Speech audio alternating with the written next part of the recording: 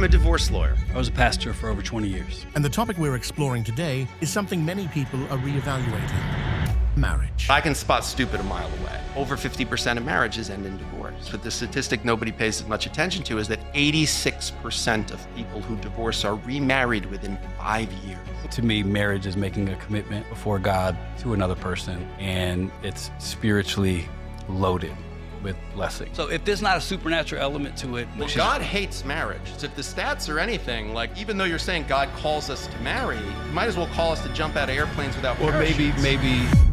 Today's conversation is not just between your average pastor and divorce lawyer.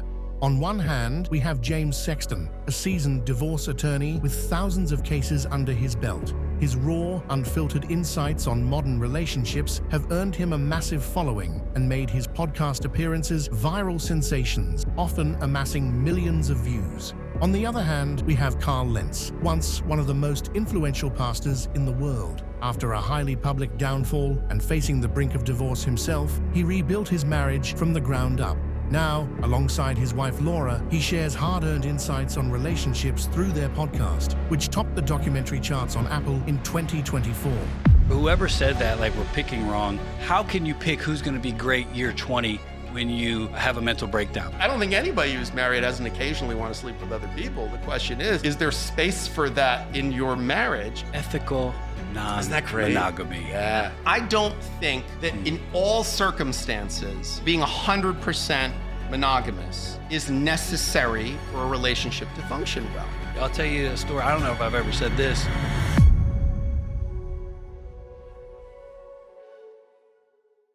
Today, we host a conversation around one of the most pressing topics on people's minds: marriage. As people seek answers, every month the subject generates tens of millions of search queries across Google, YouTube, and ChatGPT. For years, the 50% divorce rate has been widely publicized, leaving many terrified of entering a marriage that might fail. As a result, the number of people choosing to stay single has skyrocketed, and for those who do get married, prenups are becoming the norm. So to really do this topic justice, we decided to explore it through the ultimate contrast: a pastor and a divorce lawyer. Pastors are known for their focus on keeping marriages intact, while divorce lawyers are often seen as benefiting from their collapse. However, this conversation is not just between any regular pastor and divorce lawyer. Over the last couple of years, James Sexton has become the most famous divorce lawyer in the world. Even though he barely uses social media, his social following has gone up 600% since the beginning of 2024. He's been featured on nearly every major podcast, and many of those conversations regularly get millions of views. Much of the general population loves him because he tells it as it is with blunt and no-nonsense insights.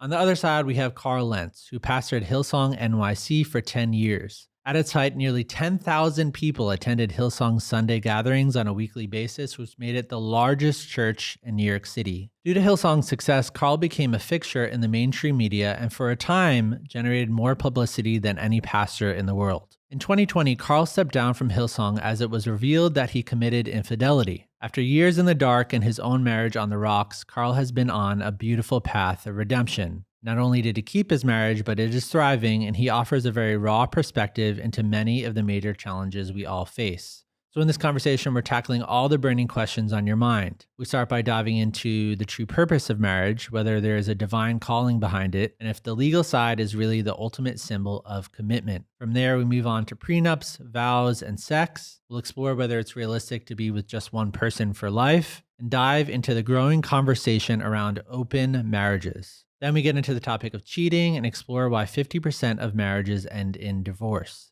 This is one of the most riveting conversations we've ever had, and we believe you'll walk away with valuable insights that will help you make better decisions around the topic of marriage. Before we dive into today's episode, we want to take a moment to highlight our sponsor, N2 Water. If you've been following us at Mighty Pursuit, you know we're all about pursuing holistic well-being, mind, body, and spirit. One of the core pillars of physical health is proper nutrition, but in today's world, that can be a challenge. With ultra-processed foods dominating the landscape, achieving optimal nutrition often feels like an uphill battle. That's where N2 Water comes in, a simple yet powerful solution to help you reclaim your health and elevate your wellness routine. N2 Water is a hydration powder that transforms your everyday water into a mineral-rich drink packed with essential nutrients often lacking in modern diets. It contains just 5 high-quality ingredients sourced from nutrient-dense seaweed found off the pristine coastlands of Iceland. At the heart of N2 Water's formula are two essential minerals, calcium and magnesium. These nutrients are crucial for maintaining overall health and playing a key role in preventing chronic diseases that affect so many today.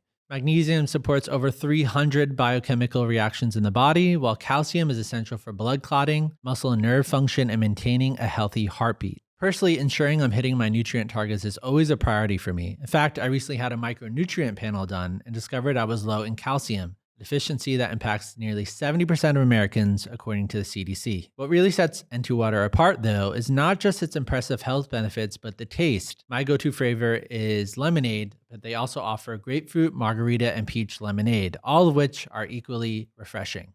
Just mix one stick pack in your daily water bottle and enjoy the benefits. We've gotten such great feedback from people who love N2 Water, not just for its clean, effective formula, but for how easy it is to incorporate into a busy lifestyle. Whether you're at home, at work, or on the go, it's a seamless way to stay hydrated and replenish key nutrients. You can grab yours online at n-2water.com/mightypursuit and use the code EARLYSIPS at checkout for 20% off. Once again, that's n-2water.com/mightypursuit, and don't forget to use the code EARLYSIPS. The link is also available in the description and show notes for easy access. Now let's get back to today's episode. Thank you both for being here today.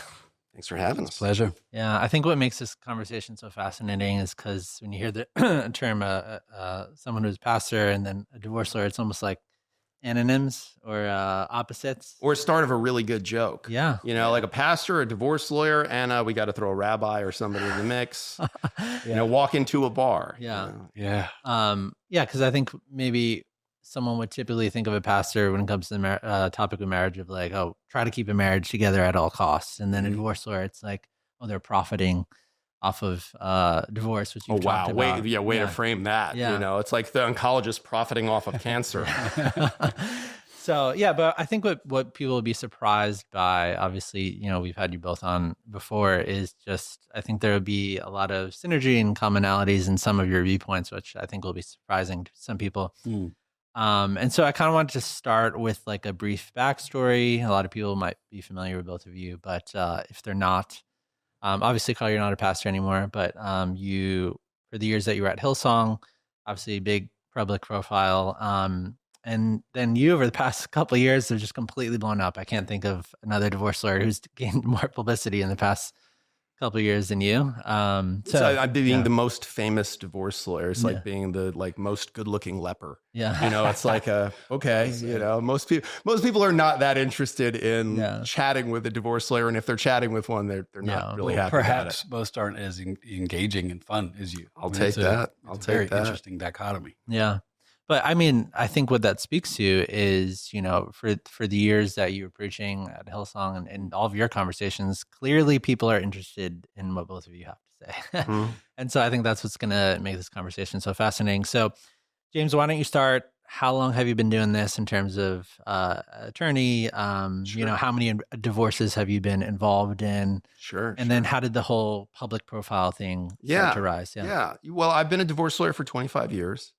And I think one of the things that makes me different than some of my colleagues, aside from the tattoos and the public persona, is I went to law school to be a divorce lawyer. I intentionally became a divorce lawyer. Most divorce lawyers, when you talk to them, they always use the same phrase, which is, well, I ended up in divorce law. And it's always a story of how they meant to do something else and then they ended up. Because very rarely do you use the phrase like, oh, I ended up, to mean something you intended to do. You know, it's always like, yeah, I meant to get to the Barclays Center, but I ended up in the middle of Newark. Yeah. So it's one of those things that I was a psychology major as an undergraduate. I went and did my master's degree in propaganda studies specifically, but in mass persuasion.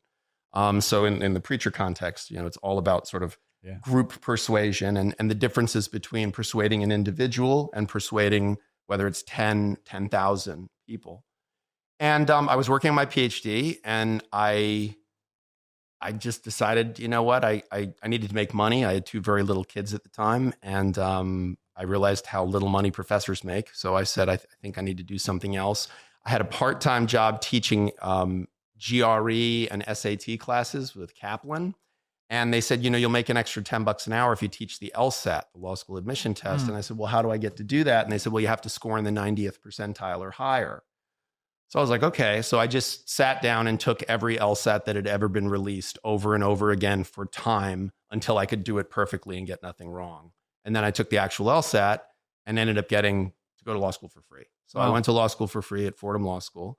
And I said, the thought of being any kind of lawyer other than a divorce lawyer didn't make sense to me. It was like a highly paid proofreader.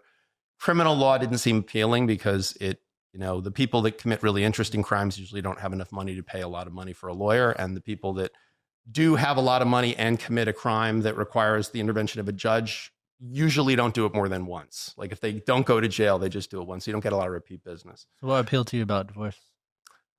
A lot of things. I mean, one of the things what most appealed to me about it was even then, and this is before Instagram and before, the very performative nature of our society, when you really were just comparing yourself to people that you saw at church or saw at the grocery store, or saw at school, that there was just, I felt that was fake. There was so much that was fake. I grew up very Catholic. I grew up going to church every week, and everyone would sort of be in their Sunday best, dressed nicely. And meanwhile, you're like, he's definitely cheating on his wife because I saw them out and this one beats his kid because I go to school with his kid. And I know, so there was this performative public face, but everyone standing in the pews together, all, being very holy.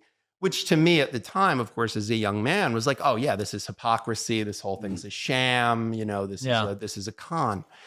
And what I liked about divorce law was no one could claim they meant to get divorced. And yet over 50% of marriages end in divorce. So everyone who gets married, when they get married, they're like, forever, you and me, that's it. We found our person. It's going to be you, and only you. And I think most of them sincerely mean it and want that to be where they go. But it's kind of a wish. It's like if we want this enough, like act as if you had faith and faith will be given to you. Like we have faith in this relationship, so it's going to be that way. And they're not ready when this just get hit in the face with reality and stress. And again, the beauty of having children, but the exhaustion of having children, the stress of having children, and can we maintain our bond through that? It's easy to maintain a bond in some ways when things are good. Sure. It presents unique challenges when things are good. I'm sure Carl can speak to that. But the reality is it's also really hard when things go south to maintain a bond. So for me, the appeal of being a divorce lawyer was people are in a tremendous moment of need and terror. And the most important things, their children, their resources, their core resources, their home, all those things are on the table. And you get to be their voice. And to me, that just felt like such a beautiful opportunity to be part of the architecture of someone's post-divorce life. Yeah. To see someone fall and to say, okay, come on, let's do this. Let's get up together and let's figure this out. Like, let's put it back together one brick at a time. Let's get you the resources you're going to need for this next chapter. Let's learn from what happened here. I've always said the statistic that most people are interested in is that over 50% of marriages end in divorce. But the statistic nobody pays as much attention to is that 86% of people who divorce are remarried within 5 years. So think about that. How many times do people lose so much and then go, let's do it again. Let's try again. It speaks to something about what we need from that, So to me, being part of that and using my skills as an advocate and a speaker to the benefit of people who are in this storm, I found it very appealing. And I've been very blessed. 25 years I've been doing what I do. I've facilitated the demise of thousands of marriages at this point. Thousands? Yeah, definitely in the thousands now. Yeah, because I at any given time, I usually have 20 to 30 cases going, and I've been doing it for 25 years. And usually the life cycle of a case is like 3 to 6 months. So yeah, I mean, that's the other fascinating thing is like, you as a pastor sitting down with like a lot of couples and you're like maybe they're having an issue, you're trying to help them or they're in crisis mode. And then you're just like, kind of like the whole thing blew up like down the stream. And so you guys have both sat with people for quite some time in your careers. How has the whole fame thing influenced your over the past 2 years? Yeah, practice. I would I hesitate to use the term fame. I mean, it's odd because I get recognized on the street. People come up to me and they're like, "You're the divorce lawyer," especially if I'm wearing this. The lesson to be learned is if you'd like to have privacy, don't have all your media work be in the exact outfit you wear 5 days a week, because it's very recognized. If I go out in just jeans and like nobody recognizes me, but if I'm wearing this, which is what I wear 5 days a week, people immediately recognize me. How did it happen? I wrote my book in 2018, 2019, which I really just did as sort of to use some different muscles. I get up at 4 a.m. every day, and sometimes it's a little quiet at that hour. So you do too, right, Matthew? No, obviously, no, not me. Yeah. I mean, doesn't everybody? I mean, if anybody else does, just make sure I have your number, because it's lonely sometimes. I wish I could find one person that was awesome and successful that woke up at noon. Yeah. Can't. Probably not. I've been searching the world all over. Can't find them. Continue, sir. Sorry. The morning thing, no, it's true. I mean, it's the key to productivity in some ways. But I wrote my book, and I ended up doing some media. I did 13 episodes of Steve Harvey on a segment called How to Stay in Love, which bounced off the themes of the book, which is, what can you learn about how things fall apart by talking to someone who's got a ringside seat to that, and how can we reverse engineer that into, because I've always said, like, it's hard to define intelligence, but I can spot stupid a mile away. Yeah. So maybe intelligence is like a lack of stupid, or very little stupid. So it's the same thing. Like, how do you define a good relationship? Well, I don't know, but we've all, like you were talking about with your wife on Lights On one of the recent episodes, about when you're out with a couple and it's like they've got that on them that you're like, wow. And you were talking about, the wife sometimes like kind of taking the piss out of the husband, and that she has contempt for him, and you can feel it. And you were talking about it in the context of the going criticism free for a period of time, which I loved. And I remember, like, thinking when you look at a couple like that, like, okay, they definitely didn't mean to be there. So how do you reverse engineer how they got there? And, it really is like Tom Wolfe in The Bonfire of the Vanities said, one of the characters says, I went bankrupt. And he says, oh, how did you go bankrupt? And he says, oh, the way everybody does, very slowly and then all at once. And that's how everyone falls. It's very slowly and then all at once. So I think for me, calling that out, it hit some kind of a nerve. And I ended up in the last, 2 years, just doing a lot of public speaking.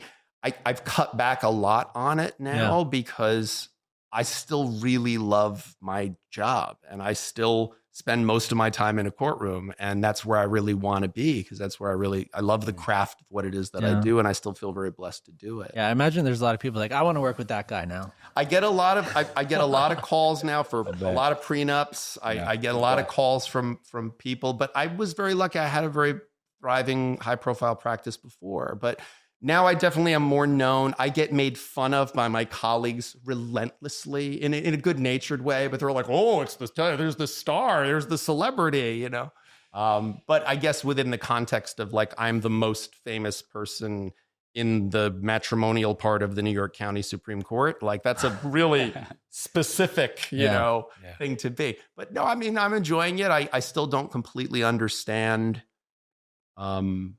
what it is that's resonating with people that I'm saying. But what's interesting is if you watch my old work, if you watch me on Steve Harvey, which is the first time I was ever in front of the camera, I was trying to think about, well, what would a divorce lawyer on TV say? And I'll say that.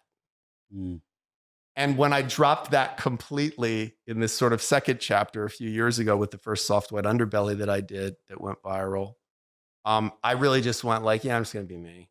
Like, I'm just going to be me. Yeah, you can feel that for sure. Yeah. And that's what I think people respond to, is that they're like, oh, this guy's real. There's a lot of this guy's real. This guy's very real. I try not to read the comments because it'll end you up in therapy if you read the comments. But every once in a while, my nieces will curate them for me, Yeah, that's good. And then, Carl, obviously, you're at Hillsong, crazy growth. And then, there's some challenges. It's not a clean cut cookie cutter story, which I think is beautiful. It starts off slow and then all at once. So tell us a little bit about you and that journey. I will, and I'll take a stab at perhaps why people probably love you so much is because I think you, there's not a lot of judgment with you. It's more of almost a pastoral embrace of somebody in a really bad situation. And as you're talking, I'm thinking there is a link pastorally, because in essence, when you pastor people, they're coming out of a divorce of a life. So there's a similarity in that, like when you become a follower of Jesus, you have to divorce a lot, and you come into a setting in the church community where some things are in shambles. It can be a happy one, but at the same time, your life is radically different, and all you want from a pastor is to be accepted and loved and helped.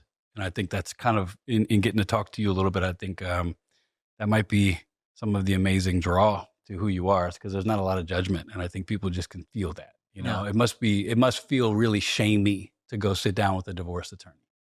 And so if you don't feel that, probably feels really good, because you already are shaming yourself. So Yeah. my story is literally defined like that. There's a lot of stuff that was going right and was awesome, and I had some stuff that just was deadly that I didn't handle in a way that would have spared a lot of people pain, including my family, myself. And so, yeah, on this side of life, a lot of my stuff ended up in a moment where I had to make some decisions on how I was going to live. What was I going to do from there? Will that be the chapter?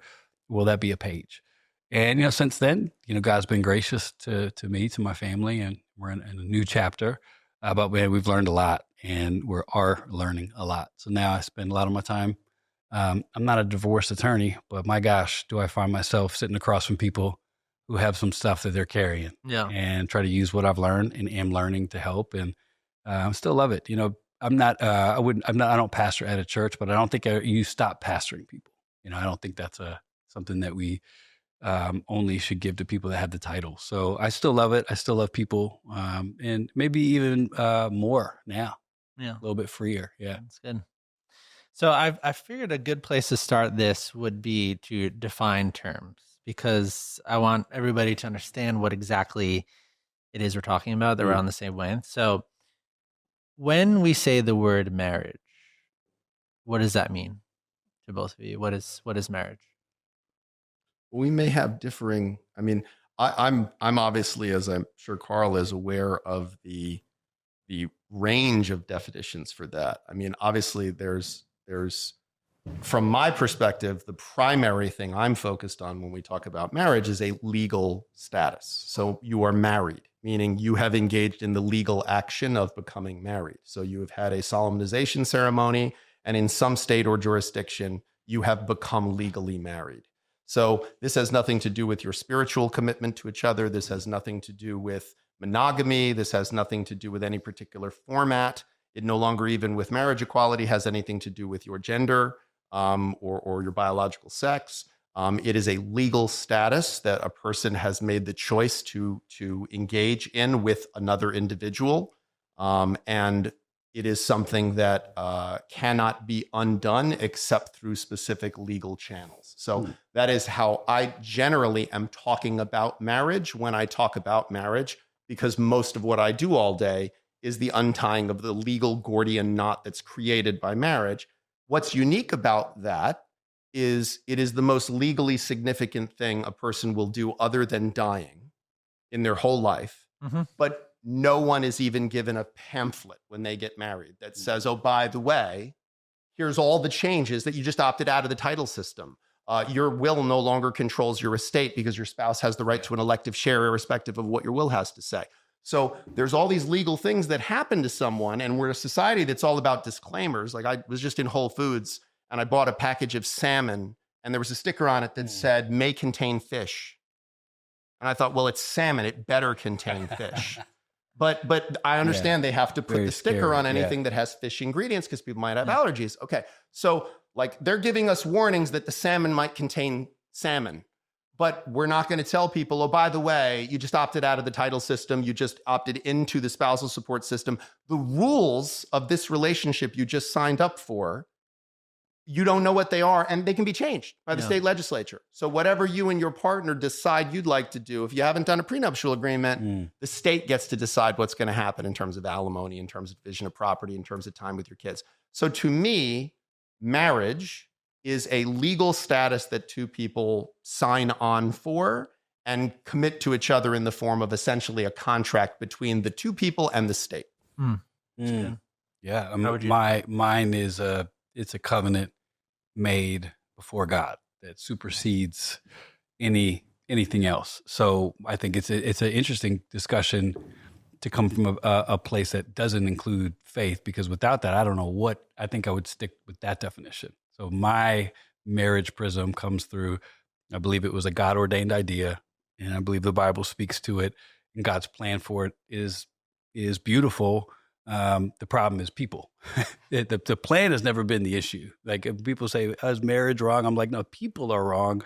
The plan originally is, so to me, marriage is making a commitment before God to another person, and it's spiritually loaded with blessing. And that's, and everything he just said. Yeah. And that's whether, depending on which way you look at it, it's the beauty of our country. Yeah. So we happen to live in a country that honors that as well, legally, but for better or for worse.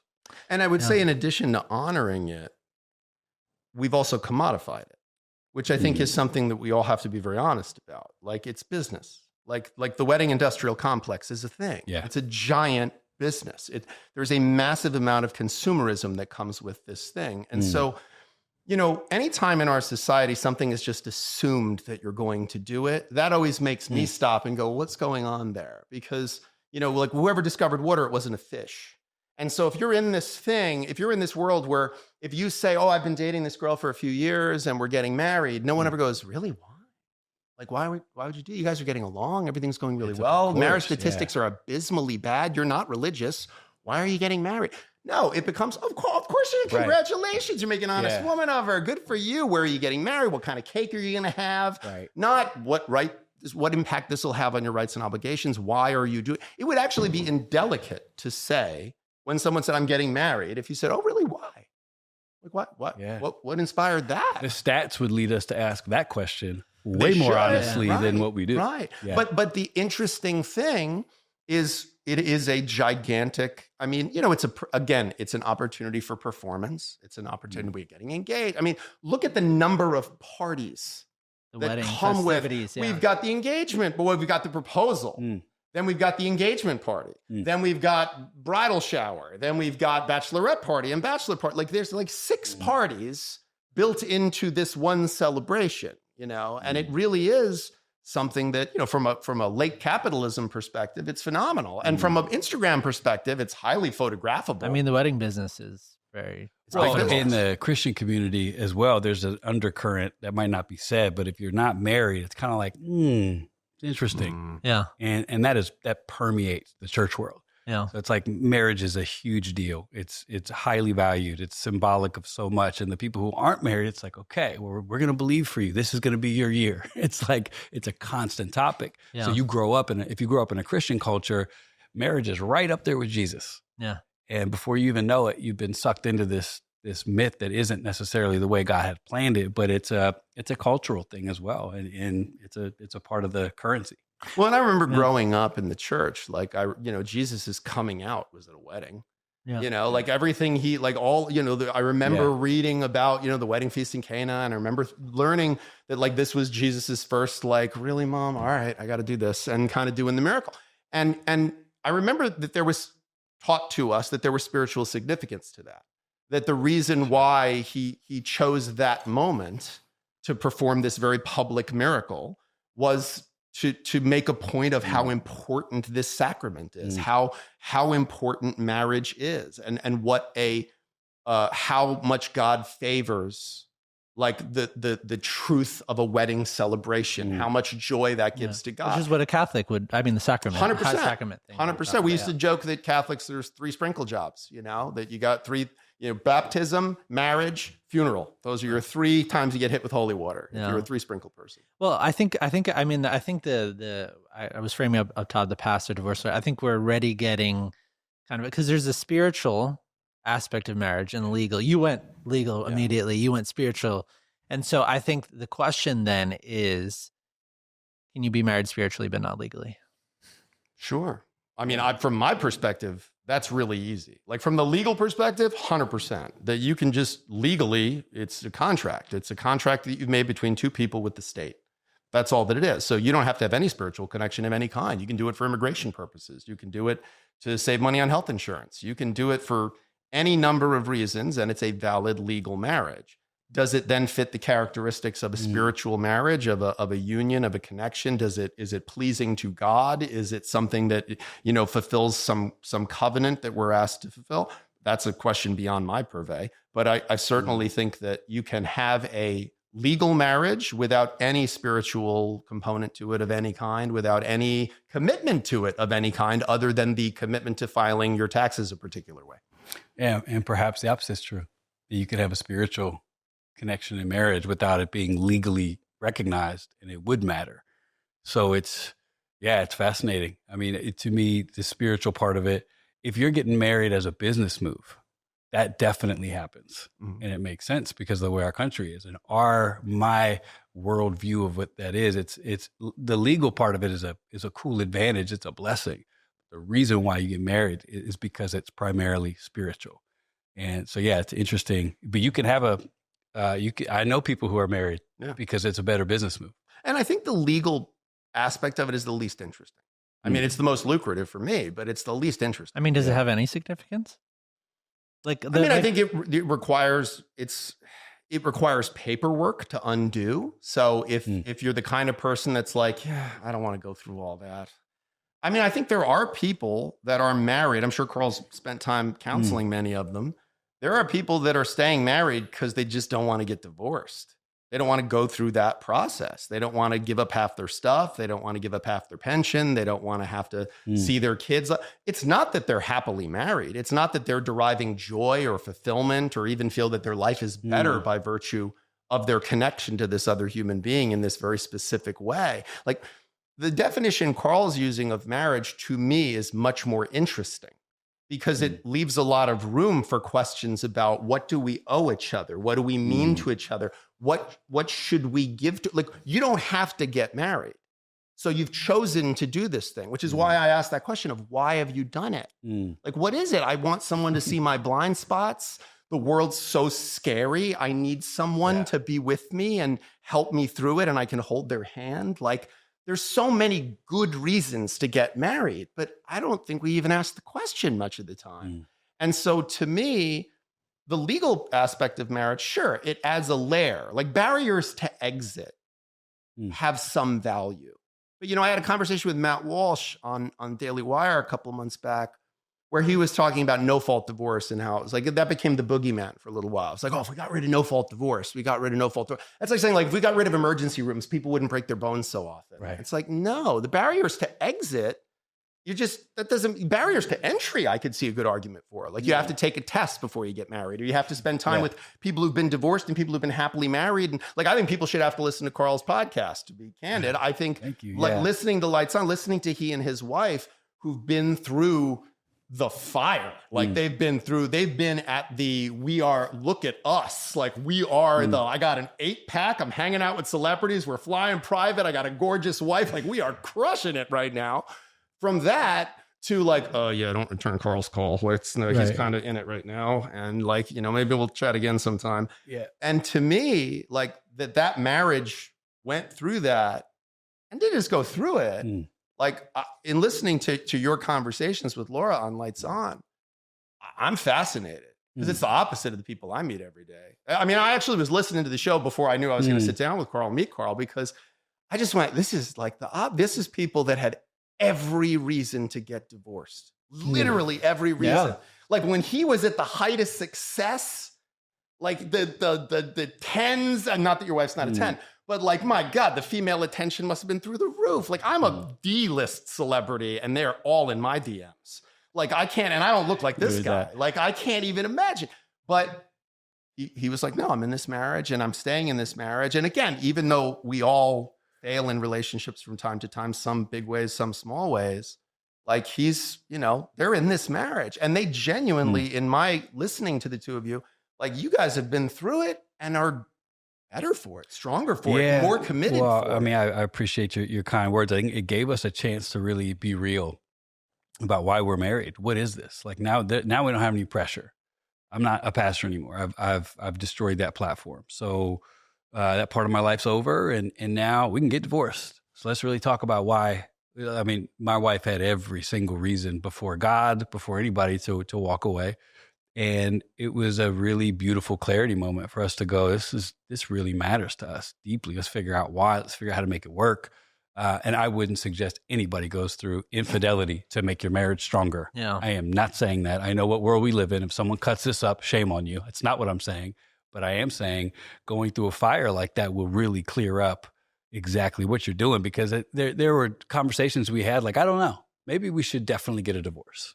Like maybe we should absolutely get a divorce. What are we doing this for?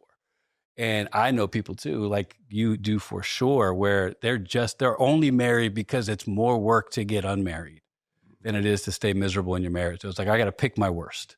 So I'm going to lose half my money, and then I got to deal with custody, and then I got to deal with this crazy woman. So I'm just going to keep on feeding her money. We're going to stay married. It has nothing to do with the spiritual element of I love you, I choose you. So yeah, for us to go through what we went through and still be sitting there going, yeah, like we have different questions we ask now, and we're able to help people in a different way because we've been through it. And now we don't sit in the seat of like what people expect, because when you go meet with the pastor, you're right. Almost always they're putting marriage in this place of at all costs, this marriage must continue. We don't believe that. I don't think that's correct anyway. But yeah, we've had an interesting view of it, brother. And it's been a journey, but that horrible chapter for us is, now I can, rename it as a beautiful one because of what we've been able to see through it. And yeah. But so, I mean, it's really, you kept using the why question. What is the point of marriage?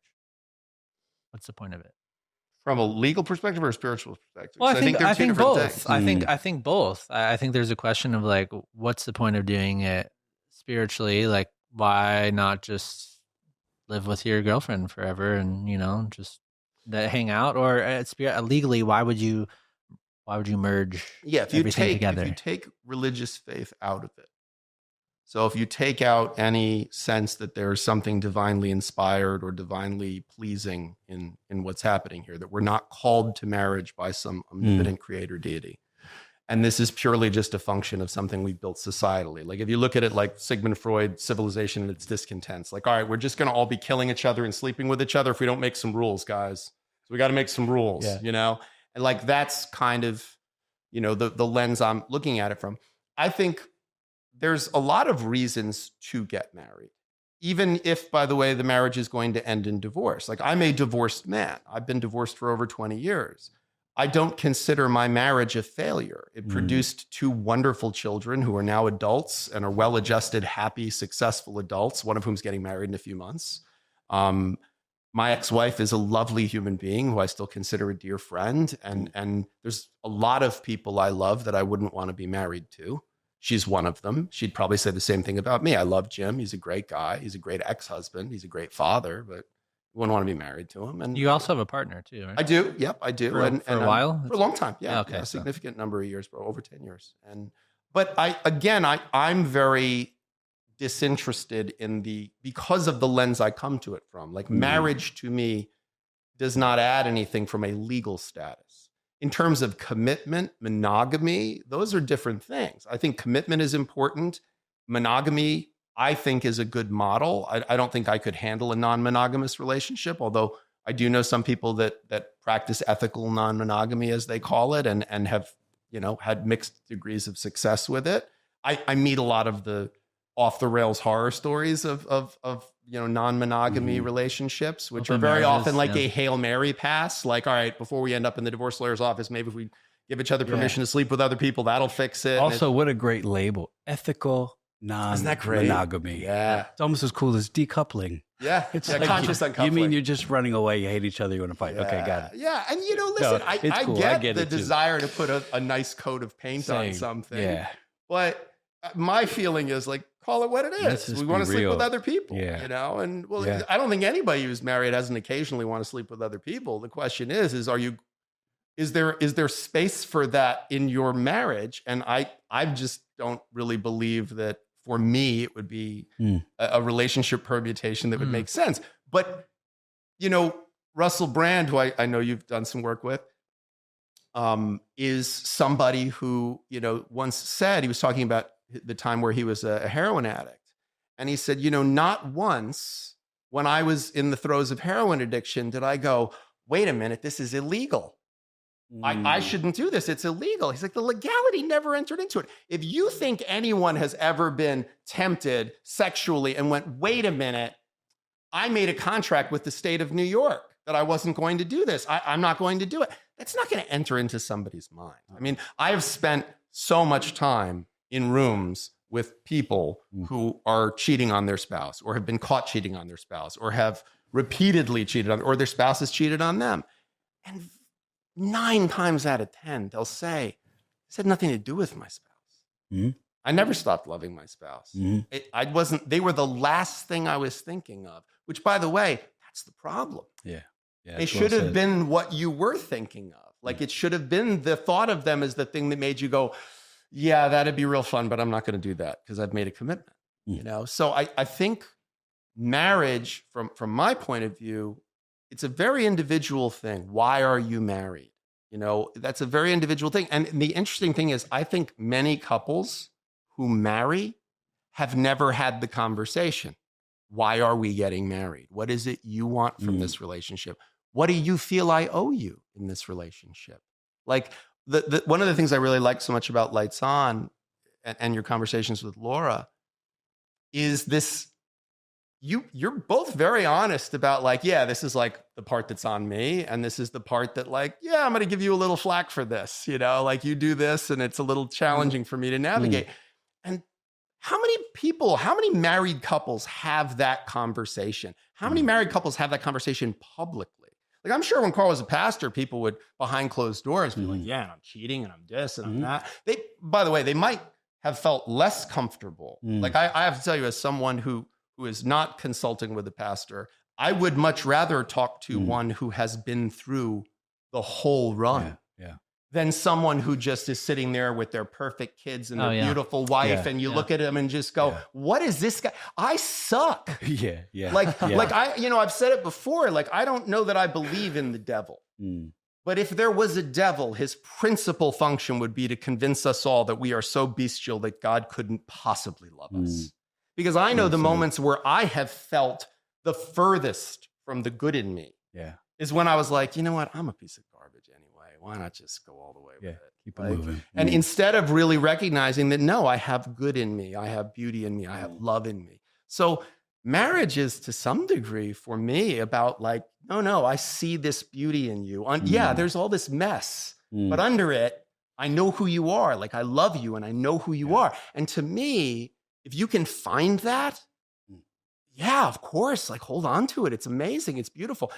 If I thought marriage made it easier to hold on to that, I'd be the biggest fan of marriage ever.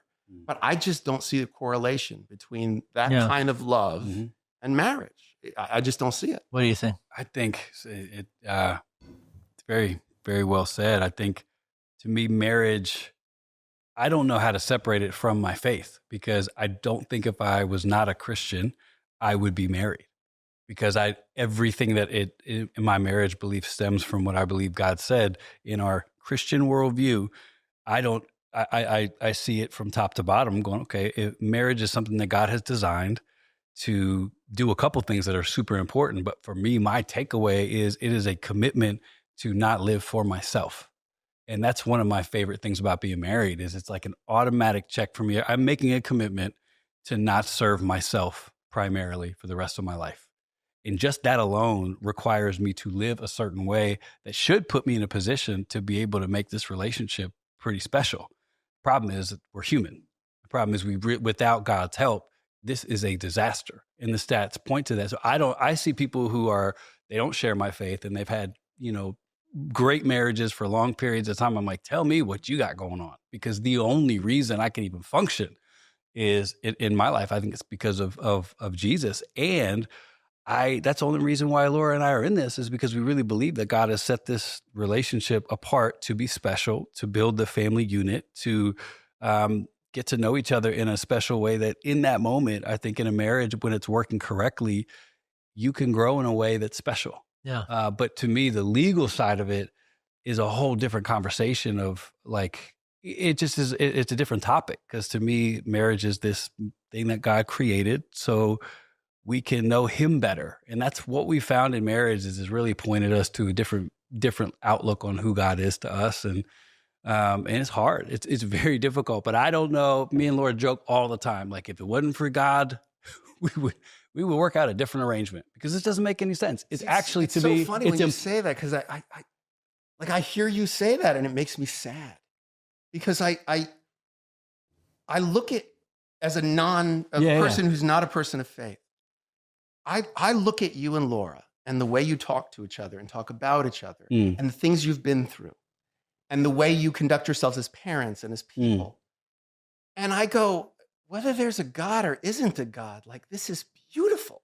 Like, this is a beautiful thing. So when you say, like, oh, I don't know that we would even do this if it wasn't for, I go, really? Like, man, you'd be poorer for it, because perhaps. you got this really, you found another person who goes, I'm, whatever you do, no matter how bad or publicly, you step on the rake.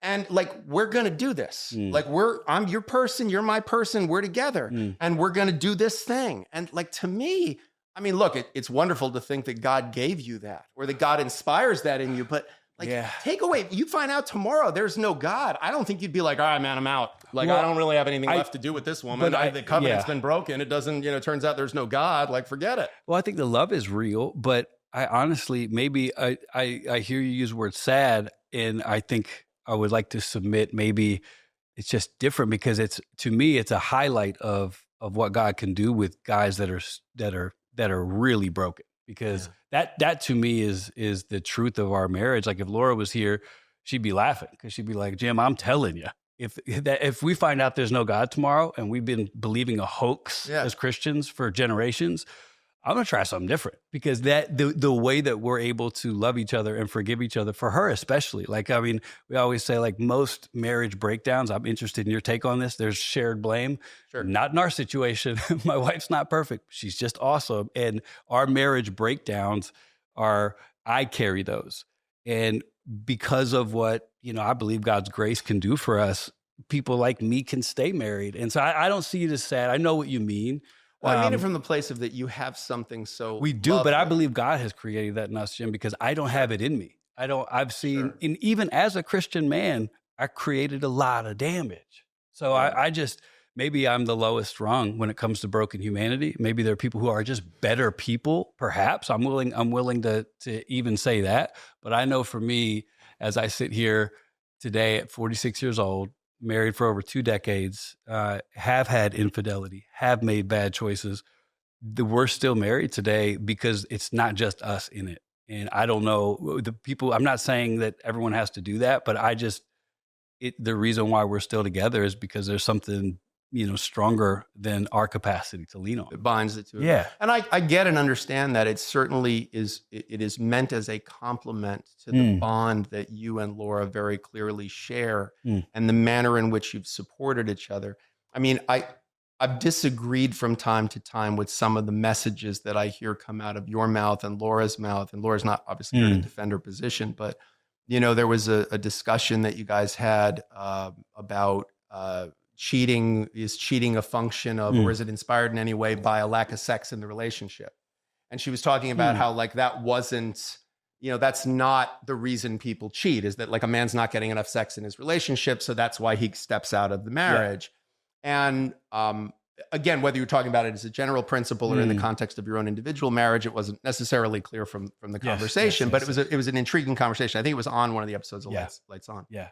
But I remember watching that and thinking, like, right, but, and even just now when you say, like, well, and anything that was wrong in the marriage or anything that was our downfall, that was all on me. I know she definitely has a part to play, but I mean, like, the impetus of it. Well, I just feel like it's everyone's fault or it's no one's fault. That's true. So like it's your kid, like, it's your kid's fault to some degree. Like, because kids are the most wonderful blessing in the world, but they make you sleep deprived. They change your sex life. They change your wife's body. They drain your money. Right. They drain all of your money. Yeah. This we can relate to.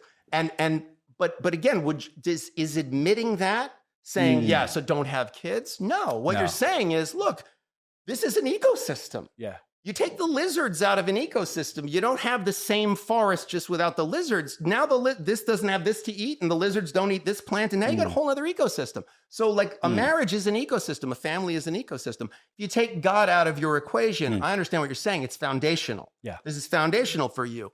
But still, you take that foundational piece away.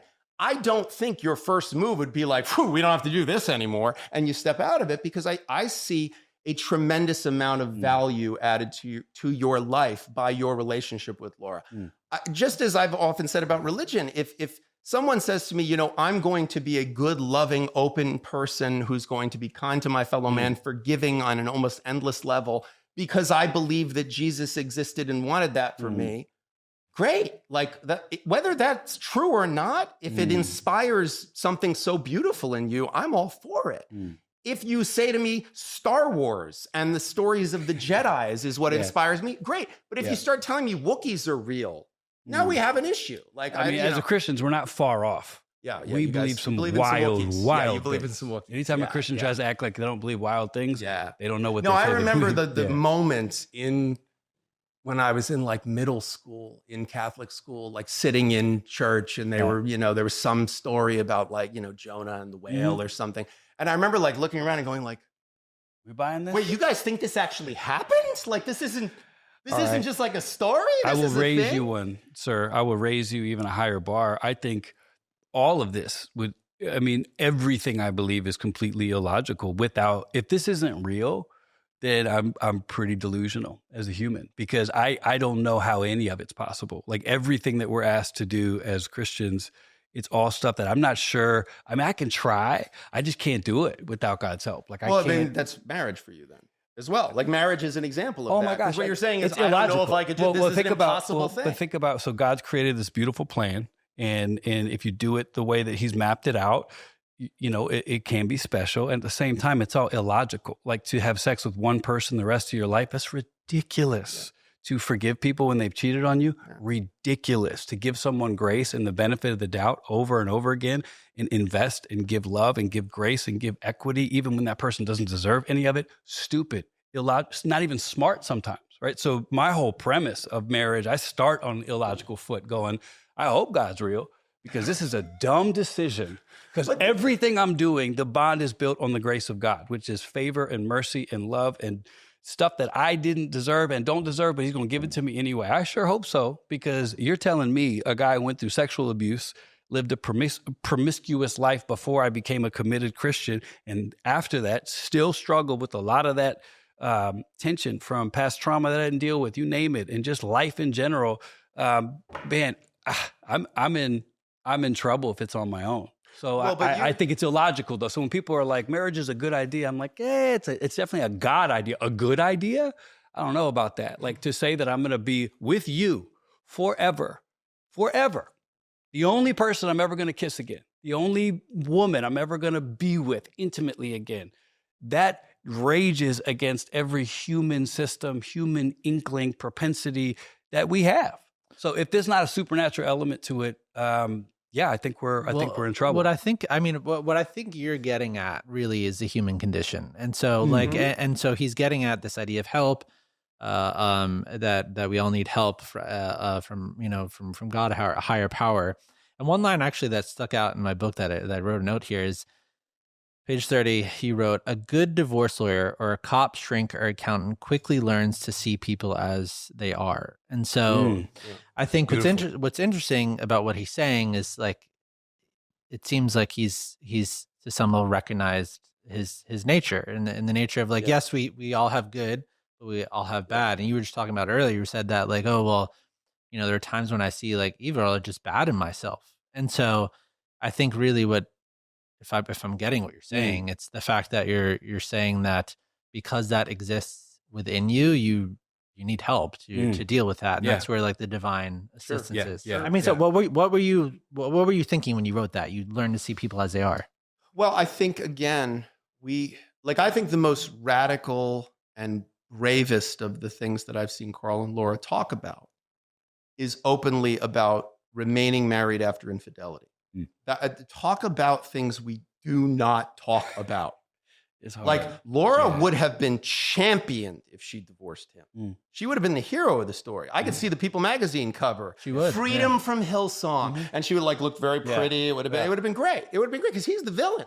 Yeah. So she would have been the hero. She's the villain because she stayed with this guy. She said that. Yeah, I remember she said I mean, and what's shocking is like that to me, of all of this, listen, we're all interesting characters here. Laura's the most interesting one to me because I have to tell you, she's the one who went like, yeah, no, like I'm in this thing.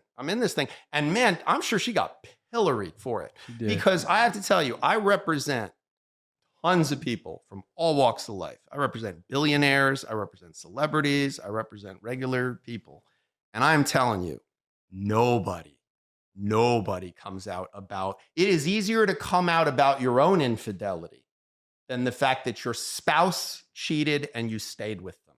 There is no more of a pariah than the person who says, yeah, I love this person. I stayed with them. I made a commitment to them. I'm going to honor it. Like that is, our society will beat you to death. I've tried to put myself in her shoes, brother. And I've told her before, I don't know.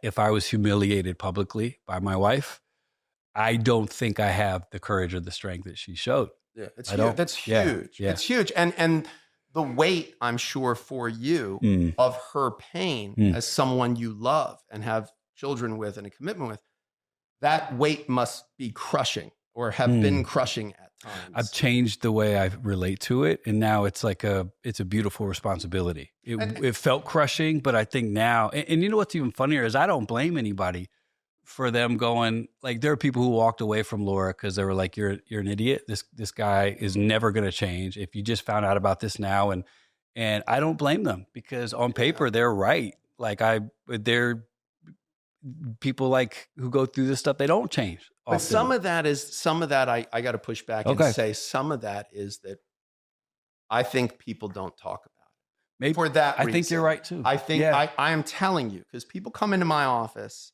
I can't tell you how many times somebody just found out. They just, the instant message came up on the iPad instead of the phone and they saw a picture, or they found a note, or they overheard their spouse on the phone. Somehow, painfully, they found out their spouse is cheating.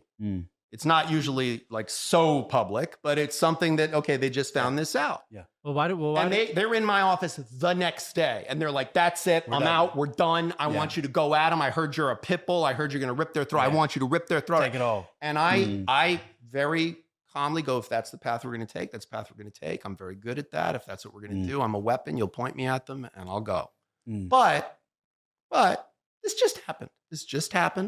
Let's just hold this information where we have it and let's just see what we're going to do from here. The best option is the one that creates more options. So let's just be thoughtful. And what I will tell you is a good quarter of the time. So it's a low number, but it's a quarter. The person a week or two later calls me and goes, okay, we're going to talk to somebody. Or I give them the name of a good therapist, or I give them or they're in a religious community, whether it's a rabbi that they work with or a pastor they work with.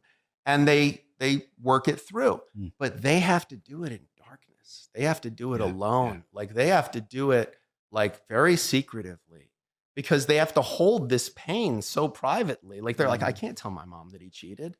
If I tell my mom he cheated, my mom will never look at him the same again. Well, she'll never look at me the same again. I mean, there's a lot of people who have their infidelity stories under the cloak of no one's going to know. And I don't think that it's a blessing. Like, so we know couples that are they love us and they commend us for our bravery, but they don't want anyone to know about theirs. Right. And I think that's a worse fate. It's horrible at times. I don't feel like that anymore, but it's not awesome to be in this chair today as this guy, right? It doesn't for people to know. I mean, there's a lot of guys who cheat, a lot of guys who have dealt with the same thing and it just wasn't public, but I had to face the music. Right. And I know people who they've reconciled publicly, but privately, that pain still exists because no one can know. And it's the mom thing. It's the dad thing. It's the perception thing. And I think that's a worse fate than being humiliated publicly, would have to go through that kind of pain and not be able to talk about it. Well, I mean, the stigma around it, you mentioned earlier. So if we follow that down the trail, so in terms of why people actually cheat, I heard you say on the Soft Weight Underbelly that you could have a PhD in infidelity because of how much you've dealt with this, right? Yes. And so the one thing you said you disagreed partially with him on is like the reasons why people can I disagree. speak to that though? Yeah. So why do people cheat? Yeah. Well, but when you said I'm not saying that's not a reason. It's absolutely a reason. My thing is like I just heard a brilliant guy, Mike Signorelli here in New York, talk about like it's the equivalent of talking about rats in New York City. Rats are a problem, but where there's no trash, there is no rats. So unless we're going to talk about the garbage, why are we focusing on the rats? We don't really care about the rats because if we did, we fix the garbage. So to me, the sex sometimes, especially when it comes to cheating, it's a rat. Yeah, for sure, it's a thing. But what led to it? That's more what we were pointing to. And I think it's about that ecosystem concept. Yeah, and it's like look, the breakdown of the physical relationship between a spouses is to me one of the factors. Is it the primary factor? No, very often it's disconnection. Like that's why we're in no fault state, because the truth's at the bottom of the bottomless pit. Like when you say, why did this marriage break down? It's like, well, she stopped sleeping with, he's sleeping with his secretary. Well, I'm sleeping with my secretary because you stopped sleeping with me. Well, I stopped sleeping with you because you stopped talking to me. Well, I stopped talking to you because every time I talk to you, all you do is criticize me. Right. Well, I criticize you because all you ever do is say critical things. And then you sit and you're like, okay, so you're off to the races. Yeah, what you get caught for isn't typically what was the catalyst. Right. It's what it looks like, but like you're saying, that litany is so common. You've done this before. Yeah, a few times. It's like, well, we don't have sex. And then you start breaking it down. It's like, oh, this goes all the way back to the fact that you guys don't even say nice things to each other ever. Yeah, but this is like something that I as someone, talking to people within the context of the faith community, I wish there was a devil I could just blame it all on.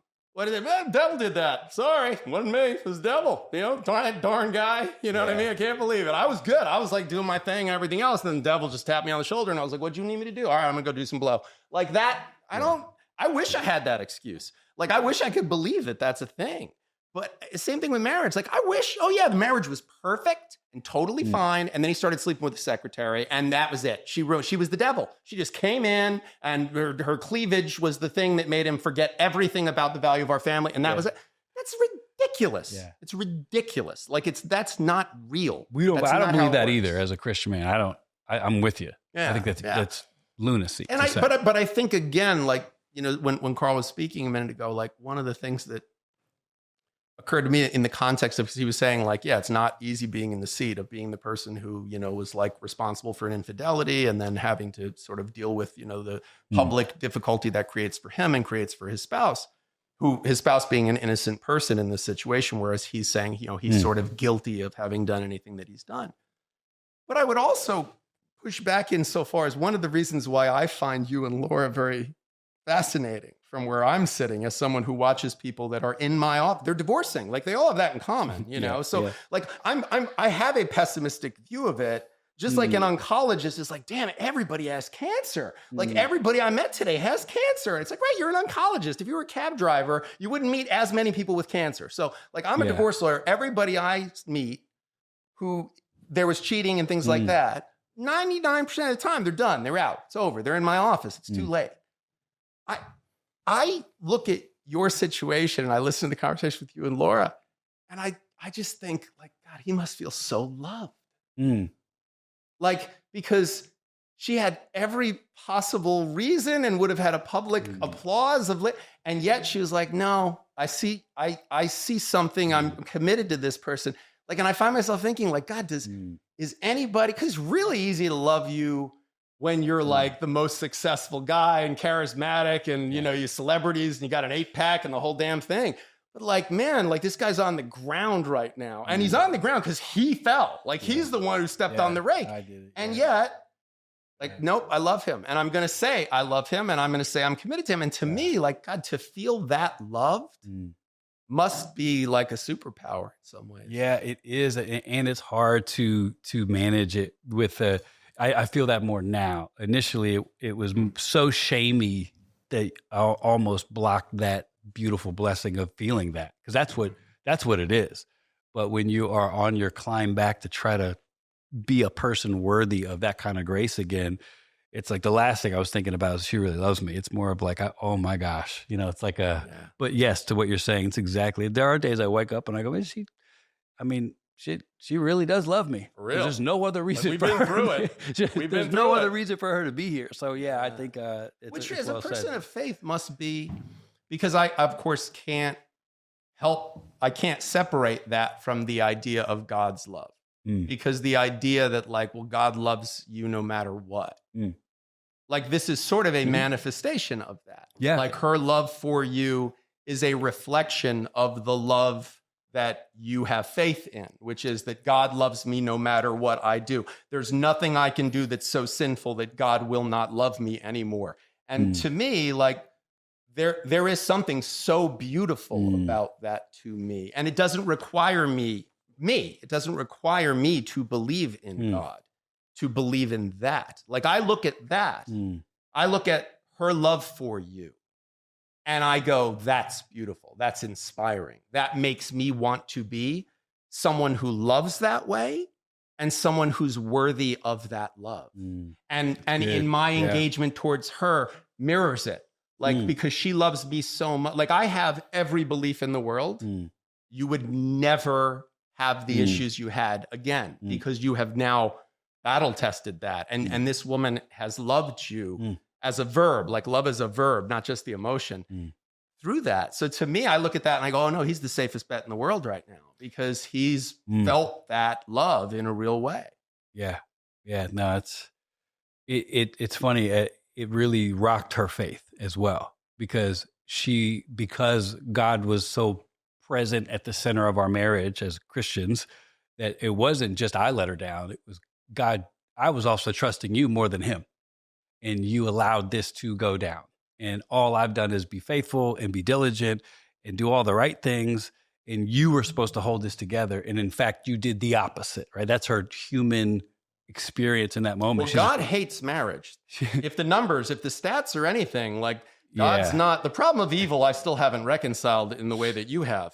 But like if the proof is in the pudding, like even though you're saying God calls us to marry, like, man, he's might as well call us to jump out of airplanes without parachutes. Or maybe if we're going to go with God hates marriage, we could definitely say maybe the devil hates marriage even more. So there's a flip side to that sucker. Maybe God loves it as much as we think, but maybe if marriage is done in a way that's supernaturally healthy, maybe it's potentially so dynamic, so great that it's worthy of all this targeted, struggle.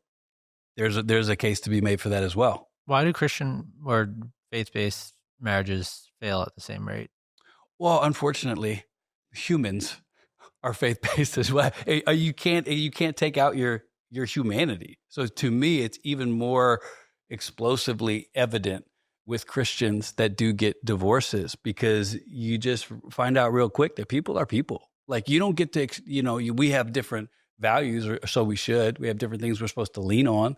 But at the same time, maybe it's harder sometimes to be a Christian in marriage because you can't talk about all the stuff that leads to divorce. For instance, let's just say you're having an issue with sexual differences in the bedroom. I was a pastor for a very long time and know a lot of other pastors. I can tell you right now, it's the rare church that has a sexual therapist and counselor available. We have all kinds of premarital stuff. We'll put you through a course. We'll give you a certificate. We'll do all this stuff. But when you get married, it could be said that in the Christendom marriage prism, we just let you go. We hope it works out. No teaching, no help. No, there's a couple good books, but even if you get caught with one of those books, that feels weird. Like you don't want to be the Christian with a Tim Keller book on, godly sex and marriage. Like that, even that feels weird. That has to change, or we're going to continue to see the church look no different than outside the church because the issues that really matter in marriage, sometimes people can't talk about. So you can't sit there with a typical Christian community and be like, I hate my marriage. I regret it. That's a human thought. Need to be able to say it. But there's not space for that too often in the faith communities that we've been around. And I think when that changes, maybe we'll see the stats change a little bit. You have to be able to talk about real things. Yeah, and there's a simplicity. One of the things that, of course, is appealing about a faith community, any faith community, is the simplicity of answers that it offers. Like I've always said what I like best about religion is that it teaches you to ask interesting questions. I think religion's at its worst when it tries to answer them. But it asking interesting questions is really, really good. the part that I think Carl's absolutely spot on is like, you know, a faith community and a marriage both exist within the broader zeitgeist of your culture, of the world as it stands right now, of the media environment that we're in, which is constantly, again, it's an ecosystem. It's constantly, moving and changing in different ways and unpredictable ways. Often second order effects we didn't predict happen, right? But I think fundamentally, you know, when it comes to marriage, like you're signing on for something without giving a lot of thought to what it's going to be. Like the metaphor I've used in the past is, if you asked me or asked Carl when he was 20, you can have any car in the world. What car do you want? It would either be like a Ferrari, a Lamborghini, or like a muscle car. Yeah. It would have been one of most guys fall into one of those two categories. It would be a muscle car. It would have been until you hit what, 40? Right. Then we're going Prius. Then you're going Prius. How much mileage? Right. You're going to go Toyota Sienna in your 30s because you got the kids and you got a lot of stuff. Okay. So what if I said to you when you're 20, pick whatever car you want, you're going to have that car. And then you go, oh my God, I want a Ferrari. Great. By the way, that's the only car you're ever going to have. Wait, I'm sorry? What? Oh, that's the only car you're ever going to have. You can't have any other cars. You're not even allowed to ride in any other cars. That's your car. That's your car. You picked your car.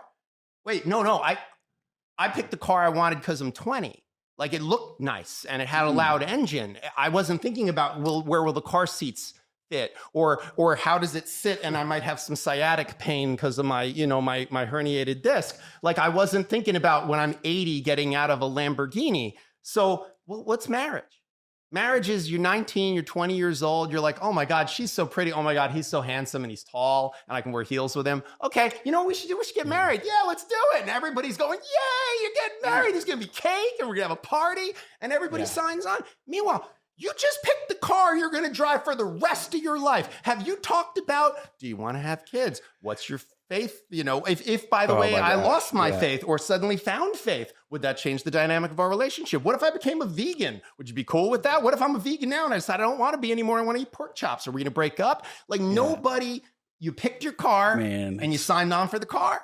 Can I lovingly interject and double down? Because to me, when I really have the nuts and bolts conversations about this, that's what I point to, is if there is a huge flaw in the Christendom marriage cycle, it's the age in which we push people to get married. Because me and Laura laugh.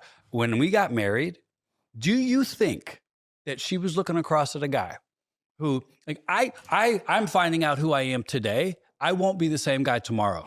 I'm 46. I'm just getting cooking. Like by the time I'm 50, I'm really going to have a good idea about this much of who I am. Like that's the nature of what you find out. Your self-care, your mental health, your journey. Like this is all stuff you start to learn as your brain changes. But we're going to look at a 22-year-old and we're going to pump up this marriage. It's going to be the greatest thing ever. I don't know what the answer is, but I am really curious about, even in my own house, I got 2 girls, right? And I'm not going to say you can't get married young. I am going to say, my love, please understand. Take as long as you can to find out who you are. And if you really like that guy, let's figure out a way to make this, resourceful. But let's take our time. And this rages against typical Christian wisdom because people are going to freak out. I can already see it. Like, once you've been through a couple wars, once you've done this for a while, and we both have from 2 different angles, the fact that you can get married that young, to me, man, I think me and Laura still would have got married, but I don't know. Like, what do you know at this age? Like, that's a great analogy. I've never done the car analogy, but I'm just saying it's you don't know anything at this age. Well, I think there's an elephant in the room. What is it? The Democratic Party? No. No sex before marriage. Well, that's what I was about to say. Is actually your son's the one I think about. Because let me tell you something. I'm 52. Yeah. And one of the great blessings of being 52 is I no longer feel like the walking gland I was at 16 or 17. Lord Jesus. Like I look at it. And by the way, like I once said the most depressing divorce I ever did was a man who was in his late 80s. And he was leaving his wife of 40 something years for a younger woman who was in her 50s. And I remember I thought this was the saddest case ever. And people were like, oh, because they'd been together so long. And I said, no, because I thought when I was 86, I wouldn't be led around by my penis anymore at all. I would just see a beautiful woman walk by and I would go, oh, there's a human being. I wouldn't even think about it. Yeah. And to think that I'm going to be 86 and still chained to an idiot That is scary to me. So if I was like when I remember at 16, 15, the biological feeling of just being, oh my God, sex is the only thing. Like I just wanted to be around women. I just wanted to even look at them. There was just something about, and you were just constantly in a state of hyper arousal. And that is, of course, by design. I mean, we're built that way. That's how testosterone works. That's how our bodies work. But to then say to that creature, oh yeah, you can't do anything about that. And by the way, anything about that, you can't even take care of it yourself. That's a sin too. Like this is cruel as far as I'm concerned. But to say, sorry, the only way you can do something about that is you got to pick the car. You got to pick the car right now, the car you're going to have when you're 80 years old. Man, that feels mean. That feels mean to do that to a 17-year-old, an 18-year-old. I look at some of these Mormon dudes married at 19, 20 years old, and they're like, I don't blame. I'd have married anybody at that age if that was the barrier to sex. Yeah. I've been like, yeah, whatever, dude. I'll marry whoever. I'll marry that dude. I don't care. I got to do something about this. It's such a good segue, Matthew, by the way. You're great at this. No, I think that to me is the elephant in the room so often because, I mean, you know what the Bible says clearly about what's right and what's wrong. You know what Paul said, which is it's so much, I mean, you should be single. This is what the Apostle Paul said. You should be single. But if you got to, it's better to marry than to burn. You're going to hear that, in every youth ministry in America. And it is a preposterous premise to think that we have allowed that to be such a push. And it's a tough one because, I mean, you would hope that in a world with all the help that we have, you can manage your sexuality in such a way where it's not a driving force. And at the same time, it's exactly what we say as Christians. Like the biggest driving force in you, chemically, biologically, your sex drive, no, sir. You got to cut that sucker off until the day that the ribbon is cut on your new marriage and you can just go for broke, hope it works out. So we have this crazy dichotomy of people who are told no. And now it's free reign. And then heaven forbid you brought stuff into this marriage, sexual brokenness, which most of us will, everything from habits to proclivities to abuse. And now you're stuck with this brand new car that you're going to drive forever. And then you get in there and you figure out car's super uncomfortable. I actually needed a bike. And now you have the stats. And so I think there has to be conversations around the elephant in the room more. Yeah, and you've been told not to talk about it. Yeah. Because you're in a room full. I remember growing up in the church. I remember having a man who's never had sex with a woman, a priest, a Catholic priest, telling me how to deal with the urges that I was having in a room full of guys who were not talking about the fact we were having those urges. So I remember sitting there thinking I don't know the equation, but this feels like it's not the equation. Like this feels stupid to me. This is like the blind leading the blind leading the blind. And so I think, again, we come back to this idea of sunlight being the best disinfectant. I think we don't talk about surviving and thriving after infidelity, learning from infidelity. We don't talk about the age at which we commit to marriage and the lack of relationship experience, including sexual experience that we might have. And by the way, the dangerous second order effects that we're very much discovering in our culture right now about having a lot of promiscuity before you marry. Yeah. And the terrible statistics that come from hypergamy and come from people living together and having, the number of sexual partners a woman has prior to marriage is very much a determinant of divorce. I mean, that's what the statistics say. Don't yell at me, yell at Mike Sartain. I think someone's going to get offended by you saying that. Yeah, listen, truth is often offensive. I mean, I get it, but I don't cost Jesus his life. I'm not saying that this is Sounds a good thing, but it is what it is. A little Andrew Tatey. What is that, Andrew Tate? No, here's what I'll tell you. A broken clock's right twice a day. And B, look, those are numbers that you can't argue with math. I don't want to sound like Ben Shapiro when I say facts don't care about your feelings, but they don't. Facts are facts. And that's a fact. And by the way, again, let's be honest. If you talk to people, most people who've had a tremendous number of sexual partners, remain single, they're not saying, "Oh, it's so great, you got to try it." A lot of them are like, "Yes, it's miserable." I mean, the whole thing around Andrew Tate, I think, is interesting because there's this whole culture of masculinity now that's emerged on the scene, that's pushing back on kind of more progressive ideals of the past 10 years and doing it instead of this like unashamed, bold, like I'm just going to like be in your face way. And the philosophy for him in terms of like, we're talking about sexual urges and the way that we're wired and everything, he keeps saying, as is people who think like him, is that men are wired to be with multiple women and that women are wired to be with one man. And so that's not polygamy, it's polygyny.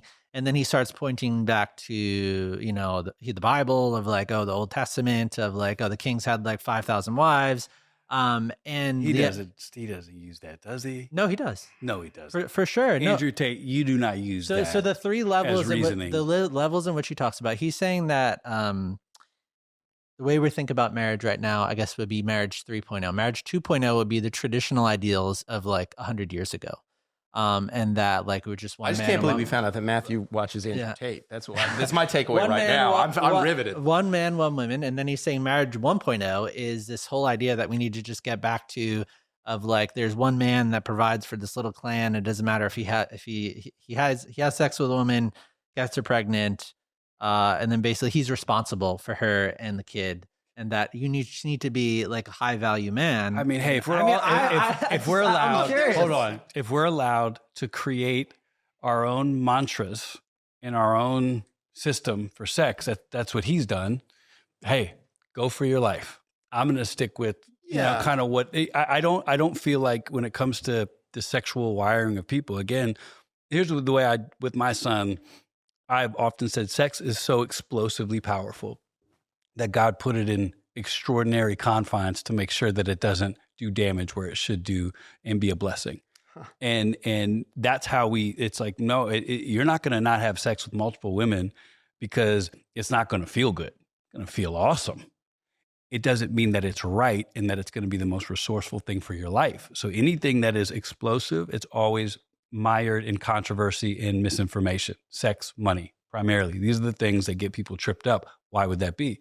Because if you get these right, there's a lot of fruit to your life. If you get one of these wrong, there's a lot of damage, a lot of carnage. So when I hear new thinking, and Andrew Tate's that's not new. The people have been making up their own definitions to suit what works for them forever. We all do it to a degree.